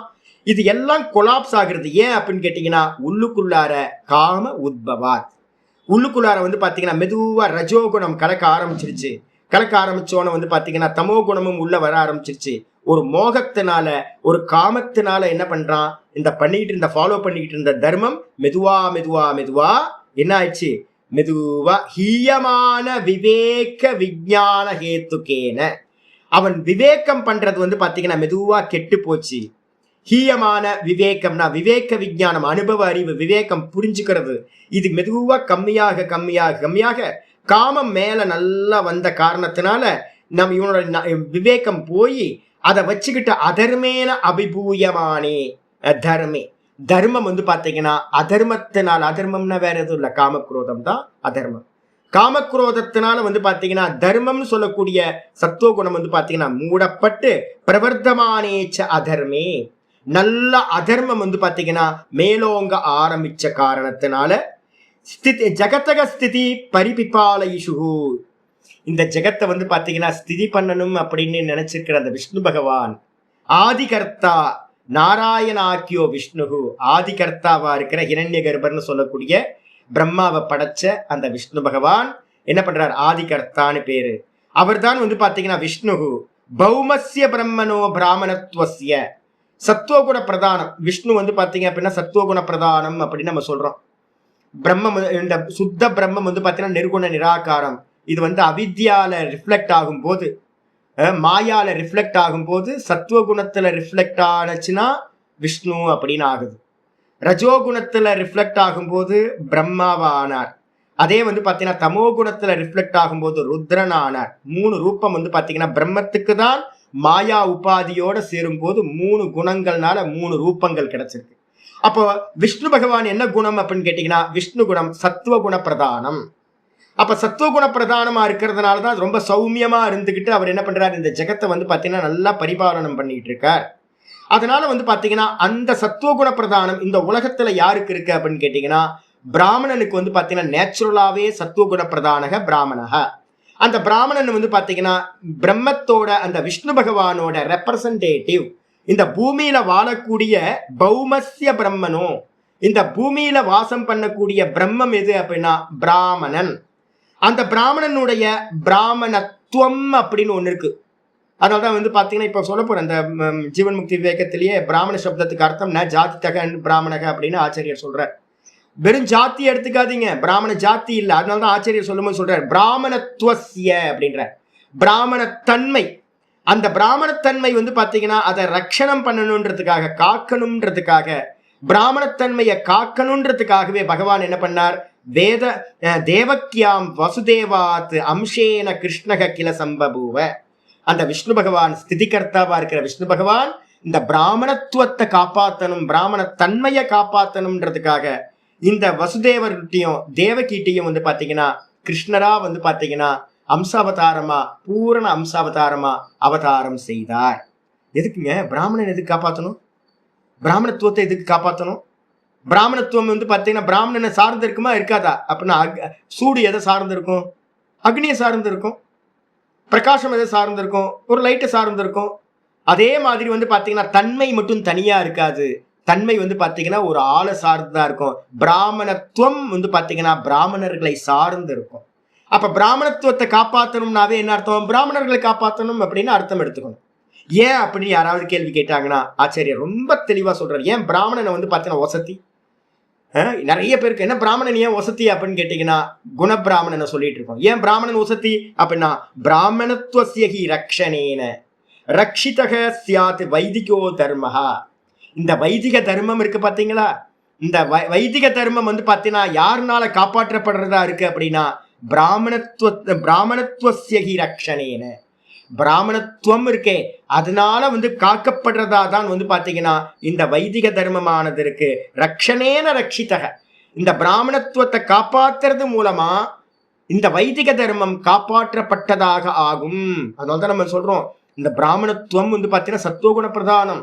இப்ப அது மெதுவா மெதுவா மெதுவா என்ன ஆயிடுச்சு, ரஜோகுணமா மாறிட்டு இருக்கு. அதனால்தான் இப்ப வைதிக தர்மம் வந்து பாத்தீங்கன்னா மெதுவா க்ஷீணமாயிட்டே போயிட்டு இருக்கு. எவ்வளவு பெரிய தியாகிகள் இருக்காங்க. ஐயோ, நான் சொன்னேன்ல ஒருத்தர் இருக்காரு, நான் திருக்கலர் அப்படின்னு ஒரு ஊருக்கு நான் போயிருந்தேன். கோவிலூர் மடத்தோட ஒரு பிரான்ச் வந்து மாயவரம் பக்கத்துல இருக்கு. மாயவரம் பக்கத்துல ஒரு பஸ் தான், காலையில ஒரு பஸ் போகும், சாயந்தரம் ஒரு பஸ் போகும். அது ஸ்கூல் பசங்களுக்காக போகும். அந்த ஊர்ல வந்து பாத்தீங்கன்னா ஒரு பெரிய கோயில், ஒரு நல்ல ஒரு ஆசிரமம் வந்து பாத்தீங்கன்னா இருக்கு. காலையில ஒரு நல்ல பெரிய குளம், நல்ல பெரிய கோயில், திருக்கலர் அப்படின்னு பேரு. இதுல பாத்தீங்கன்னா ஒரே ஒரு குருக்கள் மட்டும், ஒரே ஒரு வீடு. எல்லா அக்ரஹாரம்லாம் இடிஞ்சு போச்சு, எல்லாம் வந்து பாத்தீங்கன்னா இடிஞ்சு உடஞ்சி கிடக்குது, எல்லாம் போயிட்டாங்க, ஃபாரின் போயிட்டாங்க. அங்க இருக்கிற ஒரே ஒரு குருக்கள் மட்டும் இருக்கார். வயசு வந்து பாத்தீங்கன்னா இப்ப இருக்கிற உயிரோட இருக்கிறான்னு தெரியல. நான் பார்க்கும்போதே வந்து பாத்தீங்கன்னா 75 வயசுக்கு மேல அப்படியே தள்ளாடிக்கிட்டு தான் இருந்தார். அவர் என்ன பண்ணார் அப்படின்னு கேட்டீங்கன்னா என்னோட ரொம்ப ஸ்நேகமா இருந்தார். நான் வந்து பாத்தீங்கன்னா நான் ருத்ரம் சொல்ல அவர் வந்து அபிஷேகம் பண்றதுக்கு ரொம்ப ஹெல்ப்பா இருந்துச்சு அவர். அப்போ வந்து பார்த்தீங்கன்னா நான் போய் டெய்லி பாராயணம் பண்ணுவேன், அவர் அபிஷேகம் பண்ணுவார். சம்பளம் எவ்வளோ அப்படின்னு கேட்டிங்கன்னா 150 ரூபாய் 140 ரூபாய் சம்பளம் இருக்கு. அது கூட வந்து பார்த்தீங்கன்னா 14 வருஷமா சம்பளமே வரல சாமின்ற. 14 வருஷமா 150 ரூபா கூட சம்பளம் கொடுக்கல. அவர் சொல்றாரு, நான் சொல்றேன், ஏன் நீங்க எல்லாம் போயிட்டாங்கல்ல, அப்ப நீங்க ஏன் போகல அப்படின்னு கேட்டா, சாமிக்கு யார் சாமி நெய்வேத்தியம் பண்றது? சாமி பசியோட இருப்பாரே சாமி. யோசிச்சு பாருங்க, சிவபெருமானை வந்து அவர் கல்லா பார்க்கல, சிவலிங்கமா பார்க்கல. தியாகம் பாருங்க எவ்வளவு, எல்லாம் ஊரெல்லாம் காலி பண்ணி போயாச்சு. அவர் மட்டும் வந்து பாத்தீங்கன்னா பிடிச்சுக்கிட்டு வந்து பாத்தீங்கன்னா நல்ல வேலைக்கு கரெக்டா போய் ஸ்நானம் பண்ணி சுவாமிக்கு ஆராதனை பண்ணி நல்லா வந்து பாத்தீங்கன்னா நெய்வேத்தியம், அவர் வீட்லயே நெய்வேத்தியம் பண்ணி கொண்டு போய் வந்து பாத்தீங்கன்னா மகாபிரசாதம் நெய்வேத்தியம் பண்ணிட்டு வந்து, அப்போ வாழ்க்கையே வந்து பாத்தீங்கன்னா தியாகமா போயிட்டு இருந்தது. அப்ப இப்படிதான் வந்துகிட்டு இருந்துச்சு, யாருக்கையும் காமம் வரவே இல்லை. அப்ப எப்ப வந்து காமம் வந்துச்சோ அவங்க என்ன ஆயிட்டாங்க அப்படின்னு கேட்டீங்கன்னா, தன்னோட தர்மத்தை விட்டுட்டு என்ன பண்ணாங்க, தியாகத்தை விட்டுட்டு இந்த வைதிக தர்மத்தை விட்டுட்டு விலக ஆரம்பிச்சாங்க. அப்ப பகவான் வந்து என்ன பண்றாரு அப்படின்னு கேட்டீங்கன்னா, அவதாரம் பண்றதோட முக்கியமான காரணமே இந்த பிராமணத்துவத்தை காப்பாற்றணும் அப்படின்னா இந்த வைதிக தர்மம் வந்து பாத்தீங்கன்னா நல்ல முறையில காப்பாற்றப்படும் அப்படின்றதுக்காக என்ன பண்றாரு, வைதிகோ தர்மக தது அதீனத்துவாத் வர்ணாசிரம பேதானா, இந்த பிராமணர்களுடைய அந்த பிராமணத்துவத்தை பேஸ் பண்ணி தான் யாரு சொல்லித்தரணும், சொல்லித்தர டீச்சர் வந்து பாத்தீங்கன்னா பிராமணன் தான் டீச்சரா இருக்கான், சத்துவகுண பிரதானம். அந்த டீச்சரா இருக்கிறவனுக்கு அதீனமா தான் வந்து பாத்தீங்கன்னா நீ இப்படி இருக்கணும், நீ இப்படி இருக்கணும், நீ உன்னோட தர்மம் இது அப்படின்னு வந்து பாத்தீங்கன்னா என்ன யார் சொல்லித்தரா, இந்த பிராமணன் தான் வந்து பாத்தீங்கன்னா பலவேறு டீச்சர்ஸா இருந்துகிட்டு வந்து பாத்தீங்க அப்படின்னா இந்த தர்மத்தை சொல்லித்தர, வர்ண தர்மங்களையும் ஆசிரம தர்மங்களையும் அவங்க நடந்து காட்டி வந்து பாத்தீங்கன்னா சொல்லி கொடுத்து நடந்து காட்டி இதை ஃபாலோ பண்ண வைக்க முடியும். அதனால யாரை காப்பாற்றணும், டீச்சர்ஸை காப்பாற்றணும். யாரு டீச்சர்ஸ், எல்லாமே பிராமணத்துவத்தோட இருக்கிற டீச்சர்ஸ். அப்படிப்பட்டவங்களை காப்பாற்றணுன்றதுக்காக பிறந்தார் ச பகவான். அப்ப இந்த மொத்த கிரியேஷன்ல அவதாரம் எதுக்குன்னு யாரையாவது கேட்டோம் அப்படின்னா, யதா யதா ஹி தர்மஸ்ய க்ளானிர் பவதி பாரத, 4வது சாப்டர்ல கீதா சொல்றார், எப்பப்பெல்லாம் தர்மம் கெட்டு போகுதோ அப்பெல்லாம் நான் வரேன். எது தர்மம் அப்படின்னு கேட்டீங்கன்னா வைதிக தர்மம். 2 ஒன்னு பிரவருத்தி, ஒன்னு நிவர்த்தி. ஒன்னு வர்ணாசிரமம் வர்ண தர்மம், இன்னொன்னு ஆசிரம தர்மம். இதான் வைதிக தர்மம். இந்த வைதிக தர்மத்தை காப்பாத்துறதுக்காக தான் அவதாரம் பண்ணினார் பகவான். அப்ப நல்லா புரிஞ்சுக்கணும், அவதாரத்தோட காரணமே இந்த 2 இதை வந்து லைஃப் ஸ்டைல புரிஞ்சுக்கணும். இதுக்கப்புறம் ஆச்சாரி சொல்றார், சச்ச பகவான் ஞான ஐஸ்வர்ய சக்தி பல வீரிய தேஜோபிகி சதா சம்பன்னக. இந்த பகவான் எப்படிப்பட்டவர் அப்படின்னு கேட்டீங்கன்னா, பகவானுக்கு லட்சணமே சொல்றோம், ஞானத்தினாலையும் வைராக்கியத்தினாலையும் ஐஸ்வர்யத்தினாலையும் சக்தியினாலையும் பலத்தினாலையும் நல்லா பூரணமா என்ன வீரியோபிகி நல்ல வீரியத்தினாலையும் சதா சம்பன்னக எப்பவுமே இந்த சொரூபத்தோடு, பக அப்படின்னா 6 ஐஸ்வர்யங்களோடு கூடியவர்னு அர்த்தம். 6 ஐஸ்வர்யங்களோடு சதா கூடியவரா இருக்கக்கூடிய பகவான் என்ன பண்றார், திரிகுணாத்மிகாம் வைஷ்ணவீம் ஸ்வாம் மாயாம், தன்னுடைய 3 குணங்களுடைய தன்னுடைய மாயாவை அபின்ன சக்தின்னு நம்ம சொல்றோம். அபின்ன சக்தி அப்படின்னா கூடையே இருக்கிறவர், சுவாமியோட மார்லயே இருக்காங்கல்ல. லக்ஷ்மி அம்மா வந்து பாத்தீங்கன்னா எங்க இருக்காங்க அப்படின்னு கேட்டா சுவாமியோட மார்லயே இருக்காங்க, அபின்ன சக்தியா இருக்காங்க. சிவபெருமான் எடுத்துக்கிட்டீங்கன்னா உமையொரு பாகான் அப்படின்னு தன்னோட ஒரு பார்ட்டே பகவான் கொடுத்து வச்சிருக்கார் மாயாக்கு. அப்ப வந்து பாத்தீங்கன்னா தன்னோட அபின்ன சக்தியா இருக்கக்கூடிய வைஷ்ணவி மாயான்னு சொல்லக்கூடிய திரிகுணாத்மிகா மாயாவை மூல பிரகிருதின்னு அதை சொல்றோம். அந்த மூல பிரகிருதிய வசீகிருத்திய தன் வசப்படுத்திக்கிட்டு அவர் என்ன பண்றாரு, அந்த மாயையை வசப்படுத்திக்கிட்டு அஜக அவ்யயோ பூதானாம் ஈஸ்வரோ, அவர் எப்படிப்பட்டவர் அப்படின்னு கேட்டீங்கன்னா பிறப்பில்லாதவர் அஜக, கூடவே வந்து அவ்யயம் எந்த ஒரு நாசமும் இல்லாதவர், தேய்வுலா இல்லாதவர், நாசம் இல்லாதவர், எல்லா ஜீவராசிகளுக்கும் வந்து பாத்தீங்கன்னா ஈஸ்வரன், கூடவே வந்து பாத்தீங்கன்னா நித்திய சுத்த புத்த முக்த ஸ்வபாவா, சதா வந்து பாத்தீங்கன்னா சுத்தமா ஞானஸ்வரூபமா புத்தமா முக்த சுபாவமா சதா முக்த சுபாவத்தை உடையவரா இருக்கிறதா இருந்தாலும் கூட அபீசன், அப்படி இருந்தாலும் கூட பகவான் என்ன பண்றாரு அப்படின்னா ஸ்வமாயையா தன்னுடைய மாயையை வசப்படுத்திக்கிட்டு அவர் என்ன பண்றாரு, தேகவான் இவ, தேகத்தை எடுத்த மாதிரி கிருஷ்ணரா ராமரா எத்தனை தேகங்கள் எடுத்திருக்கார், இந்த தேகங்கள் எல்லாம் எடுத்த மாதிரி ஜாத்த இவ பிறந்த மாதிரி, ஜாத்த இவச்ச பிறந்த மாதிரியும் லோக அனுகிரகம் குருவன் இவ, இந்த லோகத்துக்கெல்லாம் அனுகிரகம் பண்ற மாதிரியும். கிருஷ்ணரை பிடிச்சிட்டு தொங்கிட்டு இருக்கமே இப்போ, அவர் எப்போ வந்துட்டு போயிட்டார். ராமரை பிடிச்சி தொங்கிட்டு இருக்கோம். ராமர் இல்லைன்னா கிருஷ்ணர் இல்லைன்னா அவ்வளவுதான், உயிர் நம்மளோட உயிர் மாதிரி ஆகி போயிட்டாங்க. அப்ப வந்து பாத்தீங்கன்னா இந்த ஒரு எதுக்கு அனுக்கிரகம் பண்றதுக்காகத்தான் அவதாரம் பண்ணல. லோகத்துக்கு அனுக்கிரகம் பண்ற மாதிரி வாஸ்தவத்துல பண்ணாரா? இல்ல இல்ல, எல்லாம் மாயாதான், சொப்பன மாதிரி, பிறந்த மாதிரி, அவதாரம் பண்ற மாதிரி, அனுக்கிரகம் பண்ற மாதிரி வந்து பாத்தீங்கன்னா லட்சியத்தை சொல்லப்படுகின்றது. பகவான் வந்து அவதாரம் பண்ணார், பிறந்தார், கிருஷ்ணாஷ்டமி எல்லாம் கொண்டாடுறோம். வாஸ்தவத்துல அவர் பிறக்கவே இல்லை, தன்னுடைய மாயையினால பிறந்த மாதிரி தெரியறார். சரி, இப்போ வந்து மெயின் பிக்சருக்கு வந்துடும். சொல்லியாச்சு அவதார காரணம், சொல்லியாச்சு அவதாரத்தோட ரீசன் பிரவருத்தி நிவர்த்தி தர்மத்தை காப்பாற்றணும். அதை காப்பாற்றணும்னா பிராமணனை காப்பாற்றணும், பிராமணத்துவத்தை காப்பாற்றணும், தன்மையை காப்பாற்றணும். சொன்னதுக்கு பிறகு ஸ்வப்பிரயோஜனே அப்பி அபாவி அப்பி. ஸ்வப்பிரயோஜனம் அப்படின்னு என்ன அர்த்தம்? கிருஷ்ணருக்கு ஏதாவது லாபம் இருக்கா அப்படின்னு கேட்டீங்கன்னா கிருஷ்ணருக்கு எல்லாம் இல்ல, பூர்ண காமரா இருக்கார், சதா முக்தரா இருக்கார், அவருக்கு எந்த ஒரு பிரயோஜனமும் இல்லை. இருந்தாலும் கூட வந்து பார்த்தீங்கன்னா ஸ்வப்பிரயோஜன அபாவி அப்பி, தனக்குன்னு எந்த ஒரு பிரயோஜனமும் இல்லை என்றாலும் கூட பூத்த அனுஜிகிருக்ஷயா வைதிகம் ஹி தர்மத்வயம். ரொம்ப அருமையான பாஷ்யம். அவர் என்ன பண்றாரு, இந்த பூத்தங்களுக்கெல்லாம் பிராணிகளுக்கெல்லாம் வந்து பாத்தீங்கன்னா அனுகிரகம் பண்றதுக்கு ஆசையினால, இவங்க எல்லா ஜீவர்களும் நல்லா இருக்கணும், சௌக்கியமா இருக்கணும் அப்படின்னு ஆசைப்பட்டவரா என்ன பண்ணார் தெரியுங்களா? வைதிகம் ஹி தர்மத்வயம், 2 தர்மங்கள் இருக்கு, பிரவருத்தி நிவர்த்தி அப்படின்னு சொல்லக்கூடிய 2 தர்மங்கள், வேதோக்த தர்மங்கள். இந்த 2த்தையும் என்ன பண்றாரு அப்படின்னா அர்ஜுனாய, அர்ஜுனனுக்காக என்ன பண்றார்? சோக மோக மகோததௌ நிமக்னாய. அர்ஜுனன் எப்படி இருக்கான்? யுத்தம் ஆரம்பிக்கிறது போது ரொம்ப சோக மோகத்துல இருக்கான்.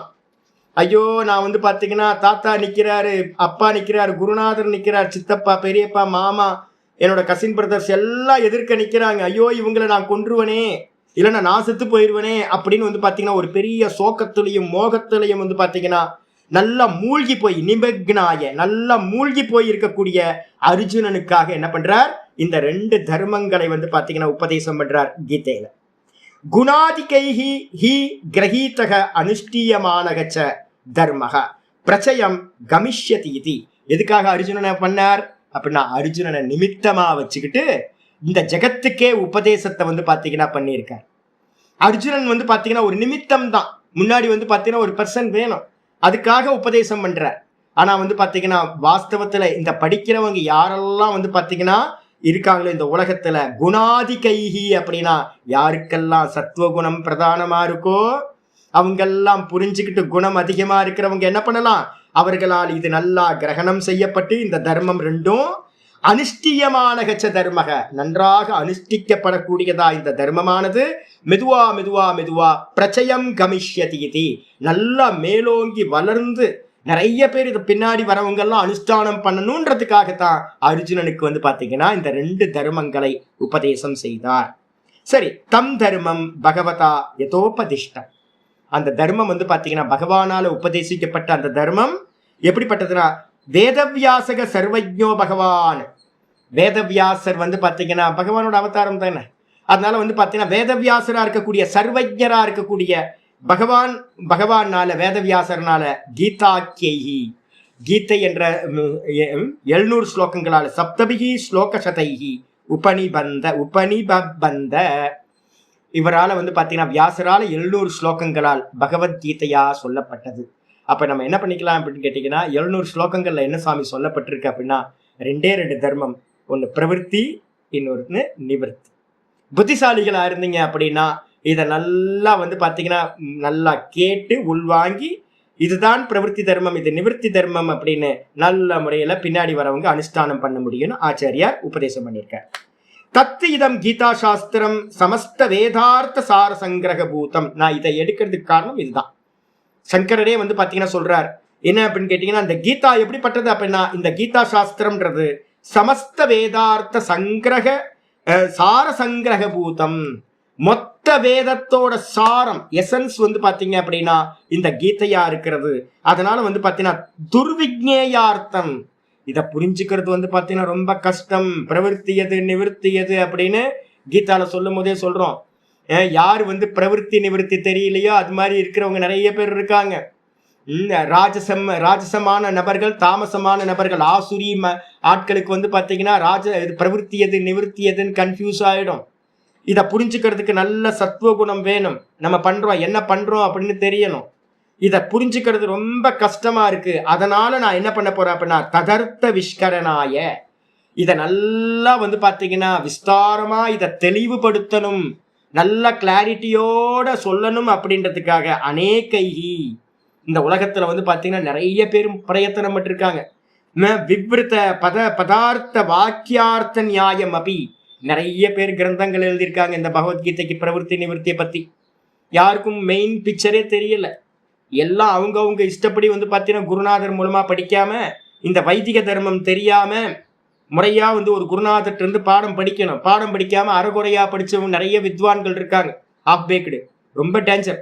அது மாதிரி இருக்கிறவங்க நிறைய பேரால வந்து பார்த்தீங்கன்னா விவேகம் பண்ண முடியாம விதவிதமான வந்து பார்த்தீங்கன்னா பதார்த்தங்களால நிறைய நியாயங்களை வச்சுக்கிட்டு வந்து பார்த்தீங்கன்னா கீதைக்கு வந்து பார்த்தீங்கன்னா அத்தியந்த விருத்த அநேகார்த்தத்துவேன, ரொம்ப விபரீதமா வைதிக தர்மத்துக்கு விரோதமா நிறைய விதவிதமான லௌகிகை கிரகியமான உபலப்திய நிறைய வியாக்கியானம் இந்த கீதைக்கு சொல்லப்பட்டிருக்கு. இதை எல்லாத்தையும் பார்த்துட்டு நான் என்ன பண்ணேன், அகம் விவேகத்தக, ஐயோ இது மாதிரி மற்றவங்களுக்கு ஒழுங்கா போய் சேரலையே இந்த வைதிக தர்மம் அப்படின்னு அவர் என்ன பண்ணார் அப்படின்னு கேட்டீங்கன்னா அர்த்த நிர்தாரணார்த்தம், இதை நல்லா விவேகம் பண்ணி இந்த அர்த்தத்தை நல்லா நிர்ணயம் பண்ணி சங்கேபத்தோ விவரணக கரிஷ்யாமி, நான் சுருக்கமா இந்த பாஷ்யம் கீதா பாஷ்யத்தை பண்றேன் அப்படின்னு ஆச்சாரியர் என்ன பண்றார் சொல்லி முடிக்கிறார். முடிச்சுட்டு சரி கீதா என்ன இருக்கு அப்படின்னு கேட்டீங்கன்னா இந்த பிக்சர் அப்படியே வச்சுக்கிட்டே வாங்க. இதுதான் மெயின் பிக்சர். வந்து பாத்தீங்கன்னா உங்களோட பேஜ்ல 5ஆம் நம்பர் பேஜ்ல இருந்து நம்ம கிரந்தத்தை படிக்கிறதுக்கான விஷயம் வந்துருது, நம்ம கிரந்தத்துக்கான விஷயம் வந்துருது. தஸ்ய அஸ்ய கீதா சாஸ்திரஸ்ய, இந்த கீதா சாஸ்திரம் இருக்கு பாத்தீங்களா, இந்த கீதா சாஸ்திரத்தோட சங்கேபத்தக பிரயோஜனம். இந்த கீதா சாஸ்திரம் எதோட சாரம், மொத்த வேதத்தோட சாரம். அப்ப கீதையும் வேதமும் வேற ஒன்றும் இல்லை. அப்போ வந்து பார்த்தீங்கன்னா இப்போ நம்ம படிக்கிற இது வந்து பார்த்தீங்கன்னா கிரந்தம் வந்து பார்த்தீங்கன்னா ஜீவன் முக்தி விவேகம் என்னது வேதத்தோட அர்த்தம் தான். அப்போ வேதம் தெரிஞ்சுதுன்னா கீதை தெரிஞ்சுது அப்படின்னா உங்களுக்கு இந்த ஜீவன் முக்தி விவேகத்தோட அர்த்தமும் வந்து பார்த்தீங்கன்னா கன்ஃபியூஸ் இல்லாமல் தெரியும். இதை நான் சுருக்கமாக சொல்கிறேன் அப்படின்னு ஆச்சாரியர் ஆரம்பிக்கிறார். இந்த கீதா சாஸ்திரத்தோட சங்கேபத்தக பிரயோஜனம் சுருக்கமாக சொல்லுங்க சாமி, பகவத்கீதையோட பிரயோஜனம் என்ன அப்படின்னு கேட்டா நிஸ்ரேயசம். நிஸ்ரேயசம்னா மோக்ஷம். கீதா சாஸ்திரத்தோட பிரயோஜனம் எது அப்படின்னா மோக்ஷம். வேதத்தோட பிரயோஜனம் எது, மோக்ஷம். இந்த சாஸ்திரங்களோட பரம பிரயோஜனம் எது அப்படின்னு கேட்டீங்கன்னா மோக்ஷம். அப்ப சாஸ்திரம் படிக்கிறது வந்து பாத்தீங்கன்னா மோட்சத்துக்காகத்தான் சாஸ்திரம் படிக்கிறோம், நிர்ணயம் பண்ணிக்க. சரி, இந்த மோட்சம் எப்படி சித்திக்கும் அப்படின்னு கேட்டா சொல்றாரு சகேத்துகஸ்ய சம்சாரஸ்ய, இந்த சம்சாரத்துக்கு ஹேத்து எதுப்பா, காரணம் எது அப்படின்னா அவித்யா, அஜ்ஞானம். அஜ்ஞானம் தான் வந்து பார்த்தீங்கன்னா சம்சாரத்துக்கு காரணம். அந்த காரணமா இருக்கிற அஜ்ஞானத்தோடு சேர்ந்து சம்சாரஸ்ய அத்தியந்த உபரம லட்சணம், அத்தியந்தம்னா 100% முடிவா எட்டர்னலா வந்து பார்த்தீங்க அப்படின்னா இந்த சம்சாரத்தோட நிவர்த்தியானது எது உண்டாகுதோ அதுதான் நிஸ்ரேயசன் சொல்லக்கூடிய மோக்ஷம். அப்ப மோக்ஷம்ன்றதுக்கு லட்சணம் என்ன அப்படின்னு கேட்டீங்கன்னா 100% முடிவா அவித்யான்னு சொல்லக்கூடிய காரணத்தோடு சேர்ந்து இந்த சம்சாரம் வந்து பாத்தீங்கன்னா நாசம் அடைஞ்சதுன்னா அதுதான் மோக்ஷம் என்பது சொல்லக்கூடியது. இந்த மோக்ஷத்துக்காகத்தான் நம்ம கிரந்த அபியாசத்தை சாஸ்திரத்தை வாசிக்கிறோம். தத்துச்ச அந்த மோக்ஷம் எப்படி கிடைக்கும் சுவாமி அப்படின்னு கேட்டீங்கன்னா சொல்றாரு தத்துச்ச சர்வ கர்ம சந்நியாச பூர்வகாத். ஹைலைட் பண்ணீங்க, கீதா சாஸ்திரம் வந்து பாத்தீங்கன்னா என்ன சொல்ல வருது, லைஃப் ஸ்டைல் என்னன்றதை கிளியரா புரிஞ்சுக்கணும். அந்த மோக்ஷமும் கூட நிஸ்ரேயஸ்ன்னு சொல்லக்கூடிய மோக்ஷமும் கூட சர்வ கர்ம சந்நியாச பூர்வகாத், எல்லா கர்மங்களையும் தியாகம் பண்ணுவதை முன்னிட்டு. கர்மனா பத்தியதே ஜந்துஹு, நமக்கு ரீபர்த் கிடைக்கிறதுக்கு என்ன காரணம்னு கேட்டா 2 ரீசன் சொல்றோம்.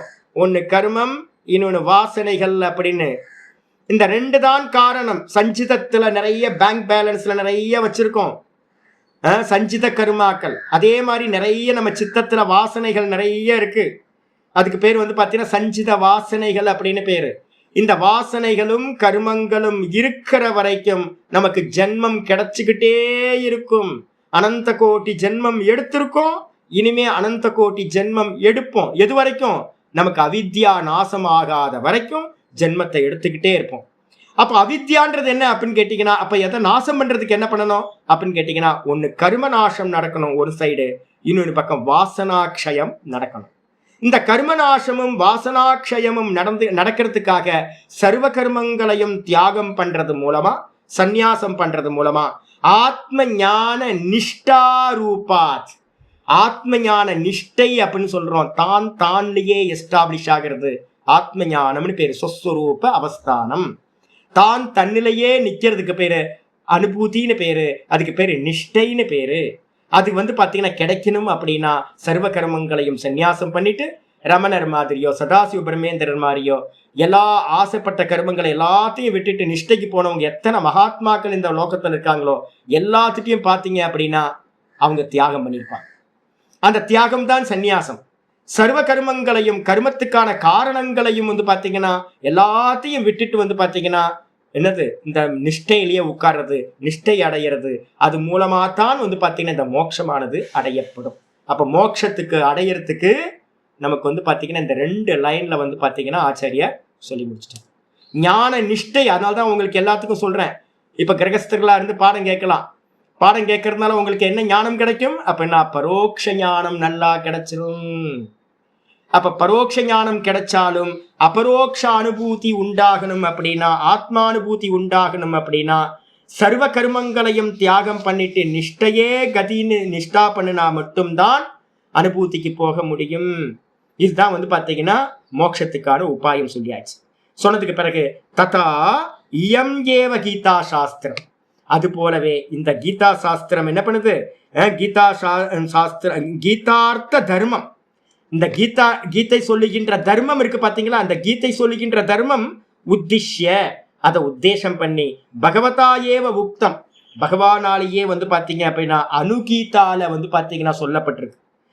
என்ன சொல்லிருக்குன்னா சகி தர்மக சுபரியாப்தோ பிரம்மனக பதவேதனே இது அனுகீதாசு.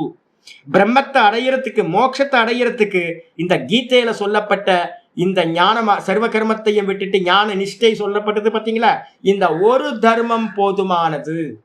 சர்வ கர்மங்களையும் அதோடு கூடி இருக்கிற சாதனங்களையும் தியாகம் பண்ணிட்டு சதா பாத்தீங்கன்னா அகம்லே எஸ்டாப்ளிஷ் ஆகிற தர்மம் ஒண்ணு போதும். இதுதான் மோட்சத்தை அடைவதற்கான மார்க்கம் அப்படின்னு பாத்தீங்கன்னா அனுகீதால சொல்லப்பட்டிருக்கு அப்படின்ற. கிஞ்ச அந்யதபி தத்ரைவ உக்தம், அந்த அனுகீதாலேயே பாத்தீங்கன்னா வேற ஒன்னும் சொல்லப்பட்டிருக்கு பகவானால. உத்தவருக்கு பாத்தீங்கன்னா இல்ல, உத்தவருக்கு இல்ல, இவர் அர்ஜுனனுக்கே வேற ஒரு சந்தர்ப்பத்துல அனுகீதாவை சொல்றார். அந்த அனுகீதாலேயே வேற என்ன சொல்லப்பட்டிருக்கு அப்படின்னு கேட்டீங்கன்னா நம்ம அடைய வேண்டிய லட்சியம் இங்க சொல்ற. நைவ தர்மீ நச்சா தர்மீ நச்சைவ ஹி சுபாசுபீ யகஸ்யாத்யேகாசனே லீனஹ தூஷ்ணிம் கிஞ்சித சிந்தயன். நிஷ்டை அடையிறதுனா என்ன சுவாமி அப்படின்னு கேட்டீங்கன்னா நம்மளுடைய மைண்ட் செட்டப்லாம் இருக்குல்ல. சர்வதர்மான் பரித்யஜ மாமேகம் சரணம் பிரஜன்னு 18வது சாப்டர்ல சொல்றார். எல்லா மைண்ட் செட்டப், தர்மம்ன்றதுக்கு அர்த்தம் மைண்ட் செட்டப். நம்மளுடைய ஒப்பீனியன்ஸ், அபிப்பிராயங்கள்லாம் நிறைய வச்சிருப்போம். இது நல்லது, இது கெட்டது, இது புண்ணியம், இது பாப்பம், இதெல்லாம் இல்யூஷன், இதெல்லாம் சொப்பன மாதிரி.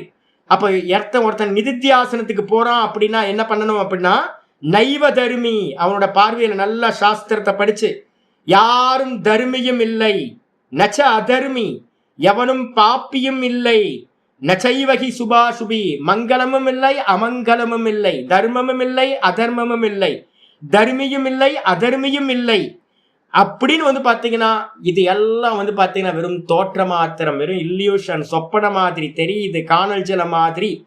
பிரம்மம் தான் சத்தியம், பிரம்மத்துக்கு அந்நியமா இருக்கிறது எல்லாம் மித்தியா அப்படின்னு. யகஸ்யாத் ஏகாசனே லீனக, எவன் பாத்தீங்க அப்படின்னா அகம் பிரம்மாஸ்மி அகம் பிரம்மாஸ்மி அகம் பிரம்மாஸ்மின்னு ஒரே ஆசனத்துல பாத்தீங்கன்னா லயிச்சு போறானோ, தூஷ்ணிம் கிஞ்சித சிந்தயன், எந்த ஒன்றையும் சிந்திக்காமல் மௌனமா மனோமௌனத்துக்கு போயிடுறான். சொரூபத்திலேயே எவன் நிலை பெறுகின்றானோ அவன் தான் பாத்தீங்கன்னா மோட்சத்தை அடையறான், நிஷ்டை அடையறான் அப்படின்னு பாத்தீங்கன்னா சொல்லப்பட்டிருக்கு. அது இல்லாம ஞானம் சந்நியாச லட்சணம் முக்கியமானது. ஒருத்தருக்கு ஞானம் இருக்குன்னா என்ன சுவாமி அப்படின்னா, ஞானம்னா என்ன அப்படின்னா ஆத்ம அனாத்ம விவேகம் தான் ஞானம். நித்திய அனித்திய விவேகம் தான் ஞானம். அப்ப வந்து பாத்தீங்கன்னா இது எல்லாம் வந்து பாத்தீங்கன்னா சத்தியம் மித்யா விவேகம் தான் ஞானம். இது எல்லாம் பொய் அப்படின்னு இந்த உலகத்துல இருக்கிறது எல்லாம் பொய், இருக்கிறது பிரம்மம் மட்டும்தான் சத்தியம்ன்றது தான் ஞானம். அப்ப அந்த ஞானம் ஒருத்தருக்கு வந்துடுச்சு அப்படின்னா இந்த பொய்யான விஷயத்துல எல்லாம் என்ன வந்துடும்? வைராக்கியம் வந்துடும். காணொலியில பாக்குறோம், நமக்கு என்ன ஞானம் இருக்கு? ரோட்டுக்கு முன்னாடி வந்து பாத்தீங்கன்னா நம்ம டிரைவ் பண்ணி போயிட்டு இருக்கோம் மே மாசத்துல, நல்ல தாகம் இருக்கு. ஆனாலும் வந்து பாத்தீங்கன்னா டிராவல் பண்ணிட்டு இருக்கோம், எங்கேயுமே தண்ணி இல்லை. ஆனா நமக்கு முன்னாடி என்ன தெரியும்? கண்ணுக்கு முன்னாடி காணல் ஜலம் ஓடிக்கிட்டு இருக்கிறது நம்ம கண்ணுக்கு முன்னாடி நல்லா தெரியும். எங்கேயாவது அகோபிலம் போங்க, நீங்க வேலூர்ல இருந்து அகோபிலம் போறீங்கன்னு வச்சுங்களேன், ஒரே சோமாலியா மாதிரி இருக்கும் அந்த ரோடு. தண்ணியும் கிடைக்காது, ஒன்றும் கிடைக்காது, ஒரு மாதிரி வெட்ட வெளியா கிடக்கும் அந்த ஏரியா, சோமாலியா மாதிரி இருக்கும். அப்போ வந்து மண்கன் டிராவல் பண்றீங்க, இல்லைன்னா குஜராத்தில் எங்கேயாவது டிராவல் பண்றீங்க, ஒரே வெட்ட வெளியா கிடக்குது. ஆனா கண்ணுக்கு முன்னாடி என்ன தெரியும்? காணல் ஜலம் கண்ணுக்கு முன்னாடி ஓடிக்கிட்டு இருக்கும். உங்களுக்கு என்னதான் தாகமா இருந்தாலும் எதிர்க்க இருக்கிறது, ஓடிக்கிட்டு இருக்கிறது காணல் ஜலம்னு ஒரு ஞானம் உங்களுக்கு உண்டாச்சு அப்படின்னும் போது நம்ம இறங்கி போய் அதுல குடிச்சுக்கலாம் அப்படின்னு தோணுமா? தோணாது. ஏன் அப்படின்னு கேட்டீங்கன்னா நமக்கு நல்ல புத்தி இருக்காது பொய் அப்படின்னு. அப்போ எதுல வந்து பாத்தீங்கன்னா இது பொய்ன்னு ஒருத்தருக்கு தெரியுதோ அதுல வந்து பாத்தீங்கன்னா ஆசை வரவே வராது. அப்ப நமக்கு ஆசை ஒண்ணுத்துல வருது அப்படின்னாவே இன்னும் நமக்கு வந்து பாத்தீங்கன்னா இந்த உலகம் பொய்ன்னு தெரியல. அப்போ ஒருத்தருக்கு ஞானம் வந்துடுச்சு அப்படின்னா நான் தான் சத்தியம், நான் தான் அந்த பிரம்மமா இருக்கேன், நானுக்கு அந்நியமா இருக்கிறதெல்லாம் பொய், காணல் ஜலம் மாதிரி அப்படின்னு வைராக்கியம் வந்துடும். அப்ப ஞானம்ன்றது என்னன்னு கேட்டீங்கன்னா ஞானம் இருக்கிற இடத்துல வைராக்கியம் இருக்கும், வைராக்கியம் இருக்கிற இடத்துல ஞானம் இருக்கும். இந்த ரெண்டும் வந்து பாத்தீங்கன்னா ஒரு காயினோட ரெண்டு பாகம் மாதிரி. ஞானத்தையும் வைராக்கியத்தையும் பிரிக்க முடியாது.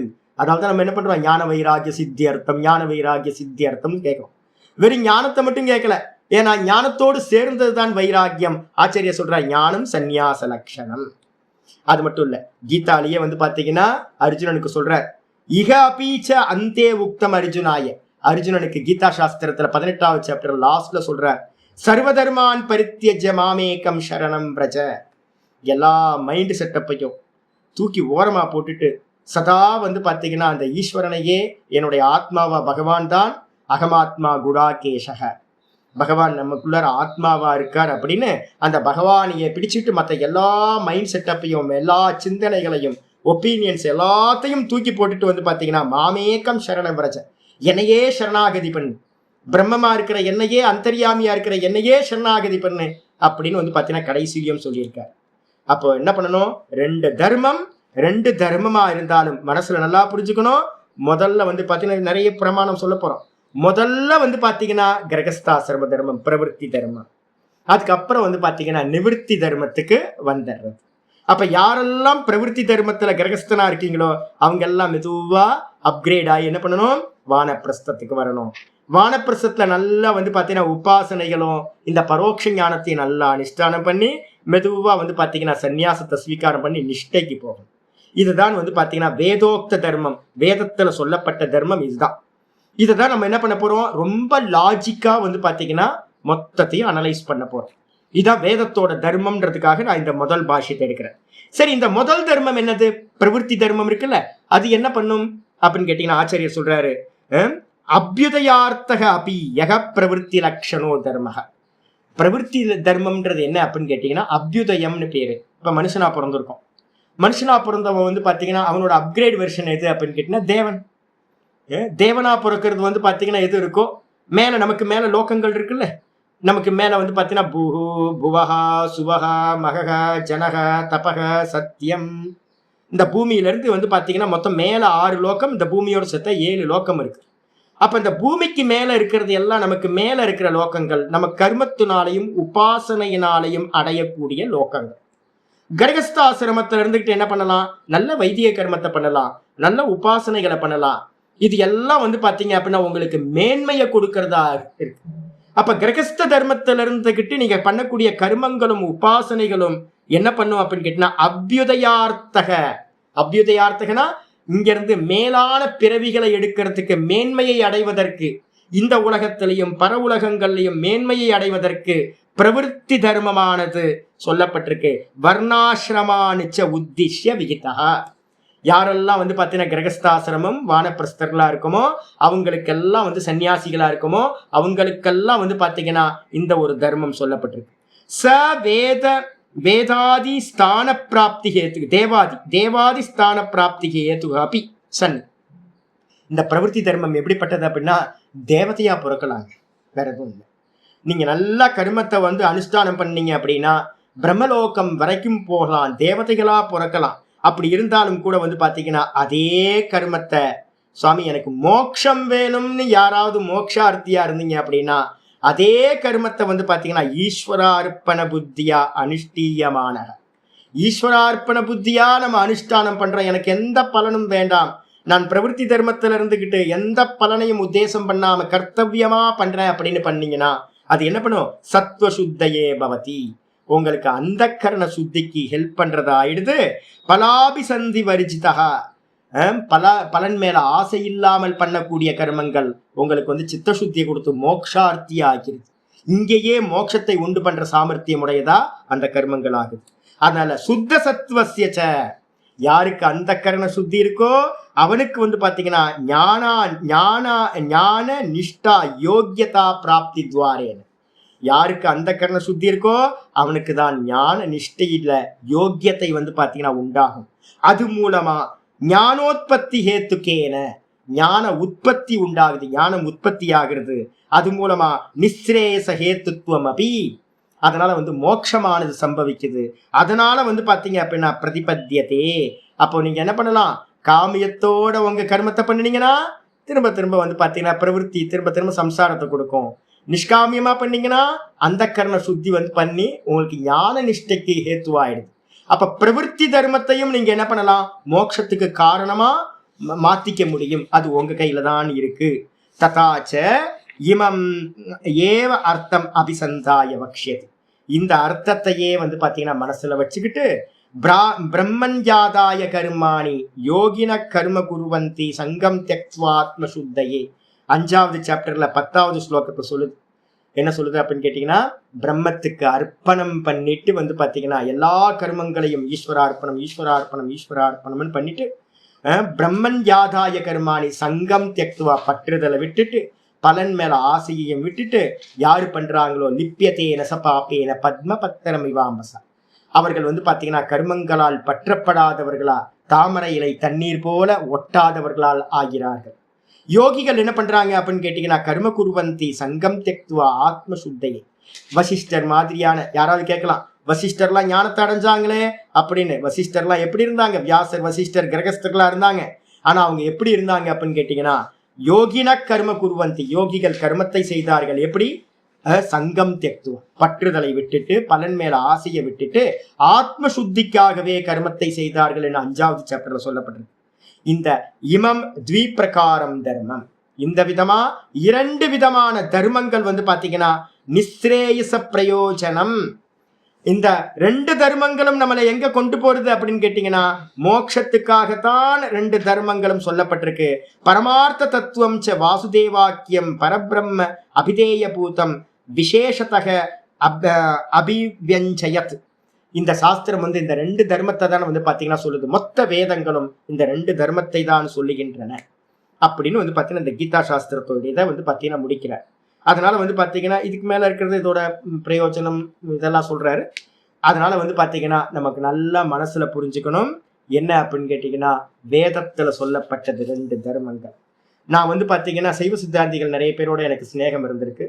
சைவ சித்தாந்திகள்லாம் என்ன சொல்லுவாங்க அப்படின்னு கேட்டீங்கன்னா நாங்களாம் சன்னியாசம்லாம் எடுக்க மாட்டோம். சன்னியாசிகளை பார்த்தாவே நிறைய பேருக்கு பிடிக்காது சைவ சித்தாந்திகளுக்குலாம்.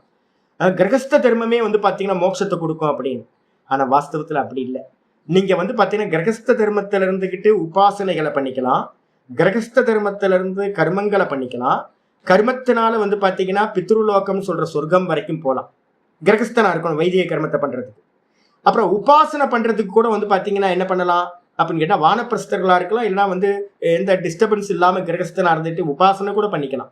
அது மூலமா என்ன கிடைக்கும் அப்படின்னா சாலோக்கியம் முதலிய 4 பதவிகள், பிரம்மலோகத்துல 4 பதவி இருக்கு, பிரம்மலோக பிராப்தி வரைக்கும் போகலாம். ஆனா வந்து பாத்தீங்கன்னா இங்கேயே எனக்கு மோட்சம் வேணும், எனக்கு ரீபர்த்தே வரக்கூடாது அப்படின்னு யாராவது சொன்னீங்க அப்படின்னா அப்போ வந்து பாத்தீங்கன்னா தியாகே நைக்கே அமிர்தத்துவமான சுகு. வேதத்தோட பரம இது எதுன்னு கேட்டீங்கன்னா தியாகாத் சாந்திர் அனந்தரம். 15 கீதால 12:12 சொல்லியிருக்கு. 12வது சாப்டர்ல 12வது ஸ்லோகத்துல தியாகாத் சாந்திர் அனந்தரம். தியாகத்தினால்தான் மோட்சம் என்ற சாந்தியானது உண்டாகும். தியாகே நைக்கிய அமிர்தத்துவமான சு. தியாகத்தினாலதான் வந்து பாத்தீங்கன்னா அமிர்தத்தன்மையானது அடையப்படும். இதுக்கு தெரிஞ்சுக்கணும் அப்படின்னா தியாகம் ஏன் தேவை அப்படின்னா மோட்சம்னா என்னன்னு தெரியும். அப்ப நம்ம என்ன பண்ண போறோம், இந்த கிரந்தத்துல வந்து பாத்தீங்க அப்படின்னா 2 தர்மங்கள் சாஸ்திரத்துல சொல்லப்பட்டிருக்கு. ஒண்ணு பிரவருத்தி தர்மம், இன்னொன்னு நிவர்த்தி தர்மம். இப்ப நம்ம வந்து மோட்சத்துக்கு சாதனமா எதை அடாப்ட் பண்ண போறோம் அப்படின்னா நிவர்த்தி தர்மத்தை ஃபாலோ பண்ண போறோம். இப்ப நிவர்த்தி தர்மத்தை ஃபாலோ பண்ண போகும்போது நமக்கு என்ன ப்ராப்ளம் வருது அப்படின்னு கேட்டீங்கன்னா தியாகம் சந்நியாசம் 2 ஒண்ணு. அதை நம்ம கிரகஸ்தாசிரமத்திலிருந்து வானப்பிரஸ்தாசிரமத்திலிருந்தே நான் எப்படி சுவாமி அனுஷ்டானம் பண்ணணும் அப்படின்னா சந்நியாசத்துக்கு மீனிங் வந்து பாத்தீங்கன்னா தியாகம் அப்படின்னு 18th சாப்டர்ல ஆச்சாரியார் நியமம் பண்ணியிருக்காரு. அப்ப என்ன பண்ணணும், எந்த கர்மா பண்ணினீங்கனாலும் அந்த கர்மத்தோட பலனை ஈஸ்வரார்ப்பணம் ஈஸ்வரார்ப்பணம் ஈஸ்வரார்ப்பணம்னு பண்ணிக்கிட்டு எந்த ஆசைகளும் இல்லாம டியூட்டியா கர்த்தவியம் அப்படின்ற புத்தியோட நீங்க பண்ணினீங்கன்னா எம் சந்நியாசம் இது பிராகு யோகம் தம் வித்தி பாண்டவன். கீதால சொல்ற எதை சந்நியாசம் என்று சொல்கிறார்களோ அதனையே யோகம் என்று அறிந்து கொள்வாயாக. அப்ப வந்து பாத்தீங்கன்னா கர்மயோகமும் சந்நியாசமும் வந்து பாத்தீங்கன்னா வேற வேற இல்லை. பலன் மேல ஆசையை விட்டுட்டு நல்ல முறையில வந்து உங்க தர்மத்தை அனுஷ்டானம் பண்ணீங்கன்னா அதுவும் அந்த கர்ண சுத்தியை கொடுத்து ஞான நிஷ்டைக்கு உங்களை கொண்டுட்டு போகும். அதனால வந்து பாத்தீங்க அப்படின்னா நிவர்த்தி தர்மத்தை தான் நம்ம என்ன பண்ண போறோம், இங்க பிரிஸ்கிரைப் பண்ண போறோம், பேச போறோம் அப்படின்னு தெரிஞ்சுங்க. நான் என்ன பண்ண போறேன், இதை வந்து பாத்தீங்கன்னா முதல் இது வந்து டாக்குமெண்ட் ஒன்று படிச்சாச்சு. இதுக்கப்புறம் நாளைக்கு என்ன பண்ண போறேன் அப்படின்னு கேட்டீங்கன்னா இந்த சன்னியாச விசாரத்தை 2வது சாப்டர்ல ஒரு அவதாரிக்கா பாஷ்யம் இருக்கு. டாக்குமெண்ட் 2ன்னு போட்டு உங்களுக்கு அனுப்பிடுச்சு. அது வந்து பாத்தீங்கன்னா 2வது சாப்டர்ல 10வது ஸ்லோகத்துக்கு மேல ரொம்ப எலாபரேட்டா வந்து பாத்தீங்கன்னா ஆச்சாரியார் கர்மம் தான் பந்தம் மோகம் தான் பந்தம்ன்றத ரொம்ப நல்ல முறையில சொல்றார். நம்ம கொஞ்சம் ஒவ்வொரு அத்தியாயத்திலையும் இருக்கிற சின்ன சின்ன பாஷ்யத்தை பார்த்துட்டு நம்ம என்ன பண்ணுவோம் அப்படின்னு கேட்டீங்கன்னா இந்த ஜீவன் முக்தி விவேகத்துக்குள்ளார நுழைஞ்சோம் அப்படின்னா பேக்ரவுண்ட் இருக்கும். இந்த பேக்ரவுண்டோட பார்த்தோம்னா நல்லா இருக்கும். இன்னைக்கு பாட்டத்தை வந்து பாத்தீங்கன்னா மனசுல நல்லா புரிச்சுக்கணும். பிரவருத்தி தர்மம் நிவர்த்தி தர்மம். பிரவருத்தி தர்மம்ன்றது கிரகஸ்தாசிரம பிரதானம், சொர்க்கத்துக்கு கொண்டு போகும். அதுக்கு அடுத்து உபாசனை பண்ணீங்கன்னா இது வரைக்கும் பிரம்மலோகம் வரைக்கும் போகலாம். நிவர்த்தி தர்மம்ன்றது வந்து பாத்தீங்கன்னா ஜீவன் முக்தி விதேக முக்தியை கொடுக்கக்கூடியது சந்நியாசாசிரம பிரதானம். ஞான வைராக்கியம், இங்க ஞான வைராக்கியம் இருக்கும், இன்னொன்னு ஆசை இருக்கும். அப்ப பிரவருத்தின்றது ஆசை வயப்பட்டது, நிவர்த்தின்றது ஆசை இல்லாதது அப்படின்னு புரிஞ்சுங்க. இந்த 2 தர்மத்தை வந்து பத்தினா நம்ம விலாவரியா நம்ம பார்க்க போறோம். ஆச்சாரியர் விசாரம் பண்ற. நாளைக்கு நம்ம விசாரத்தை பார்ப்போம். யாருக்கெல்லாம் என்ன டவுட் எல்லாம் இருக்கோ நிறைய கேளுங்க. ஏன்னா இந்த ஒரு கிரந்தத்தை நீங்க நல்லா கேட்டுட்டீங்க அப்படின்னா ஜீவன் முக்தி விவேகத்தை இப்ப நான் பேசுறது எல்லாம் வந்து பாத்தீங்கன்னா ஆச்சாரியார் ஸ்லோக வடிவத்துல மந்திரத்துல பிரமாணத்தோட பேச போறார். இப்ப இதெல்லாம் நான் பேசுறதெல்லாம் வந்து பாத்தீங்கன்னா வித்யாரண்ய சுவாமியே எல்லாத்தையும் பேச போறார். மொத்த கிரந்தங்களும் பகவத்கீதையில நான் கொடுக்குற கொட்டேஷன் எல்லாத்தையும் கொண்டு வந்துருவார். முக்கியமான பிருகதாரண்ய மந்திரங்கள் எல்லாம் கொண்டு வந்துருவார். அதனால என்ன பண்ணுங்க, ஒரு வாட்டி கேளுங்க, 2வது வாட்டி கேளுங்க. ஒரு கிரந்தத்தை நல்லா படிச்சீங்கன்னா இதை கைட்லைனை வச்சுட்டு மற்ற எல்லா கிரந்தத்தையும் நீங்க என்ன பண்ண முடியும், பார்க்க முடியும். ஆயிடுச்சா? இதை வந்து பாத்தீங்கன்னா நாளைக்கு காலையில யூடியூப்ல அப்லோட் பண்ணுவோம். யாரெல்லாம் கேட்கணுமோ கேட்டுங்க. ஏதாவது சந்தேகம் இருந்தால் நோட் பண்ணிங்க. நம்ம ஒரு விசாரம் வந்து பாத்தீங்கன்னா திரும்ப எல்லாரும் பேசுற மாதிரி ஒரு 4-5 கிளாஸ் முடிச்சோன்னு ஒரு விசாரம் பண்ணுவோம். அப்போ வந்து எல்லாத்தையும் கேட்டுக்கலாம், எல்லா சந்தேகங்களையும் கேட்கலாம். ஓம் பூர்ணமதః பூர்ணமிதம் பூர்ணாத் பூர்ணமுதச்யதே பூர்ணஸ்ய பூர்ணமாதாய பூர்ணமேவாவசிஷ்யதே. ஓம் சாந்தி சாந்தி சாந்தி. ஹரி ஓம் ஸ்ரீ குருப்யோ நமः. ஹரி ஓம். ஓம் காயேன வாசா மனசேந்திரியைர்வா புத்தியாத்மனா வா பிரகிருதிர்ஸ்வபாவாத் கரோமி யத் யத் சகலம் பரஸ்மை நாராயணாயேதி சமர்ப்பயாமி. ஓம் தத்சத் இது பரபிரம்மார்ப்பணமஸ்து. நாராயண நாராயண நாராயண நாராயண. இந்த முதல் 6 அத்தியாயங்கள்ல இருக்கிறது மட்டும்தான் நான் படிக்க போறேன். 6 அத்தியாயத்துல வந்து பாத்தீங்கன்னா 2வது அத்தியாயத்துல ஒரு பாஷ்யம் படிக்க போறோம். 3வது அத்தியாயத்துல ஒரு பாஷ்யம், அதுக்கப்புறம் 5வது அத்தியாயத்துல ஒரு பாஷ்யம், 6வது அத்தியாயத்துல ஒரு பாஷ்யம். முதல் அத்தியாயத்துக்கானது இப்ப படிச்சாச்சு, ஒரு சின்ன இது. 2வது சாப்டருக்கு படிப்போம், 3வது சாப்டருக்கானது படிப்போம். 4வது சாப்டருக்கு எதுவுமே இல்லை. 5வது சாப்டர்லயும் 6வது சாப்டர்லயும் ஒரு பாஷ்யம் இருக்கு. படிச்சோம் அப்படின்னா நம்ம என்ன பண்ணணும் அப்படின்றது வந்து ஒரு கிளாரிட்டி வந்து. அதுக்கப்புறம் இந்த ஜீவன் முக்தி விவேகத்துக்குள்ளார போனோம்னா நமக்கு வந்து ஐடியா நல்லா கிளியரா தெரியும்னு சொல்ல வரார் சங்கரர்.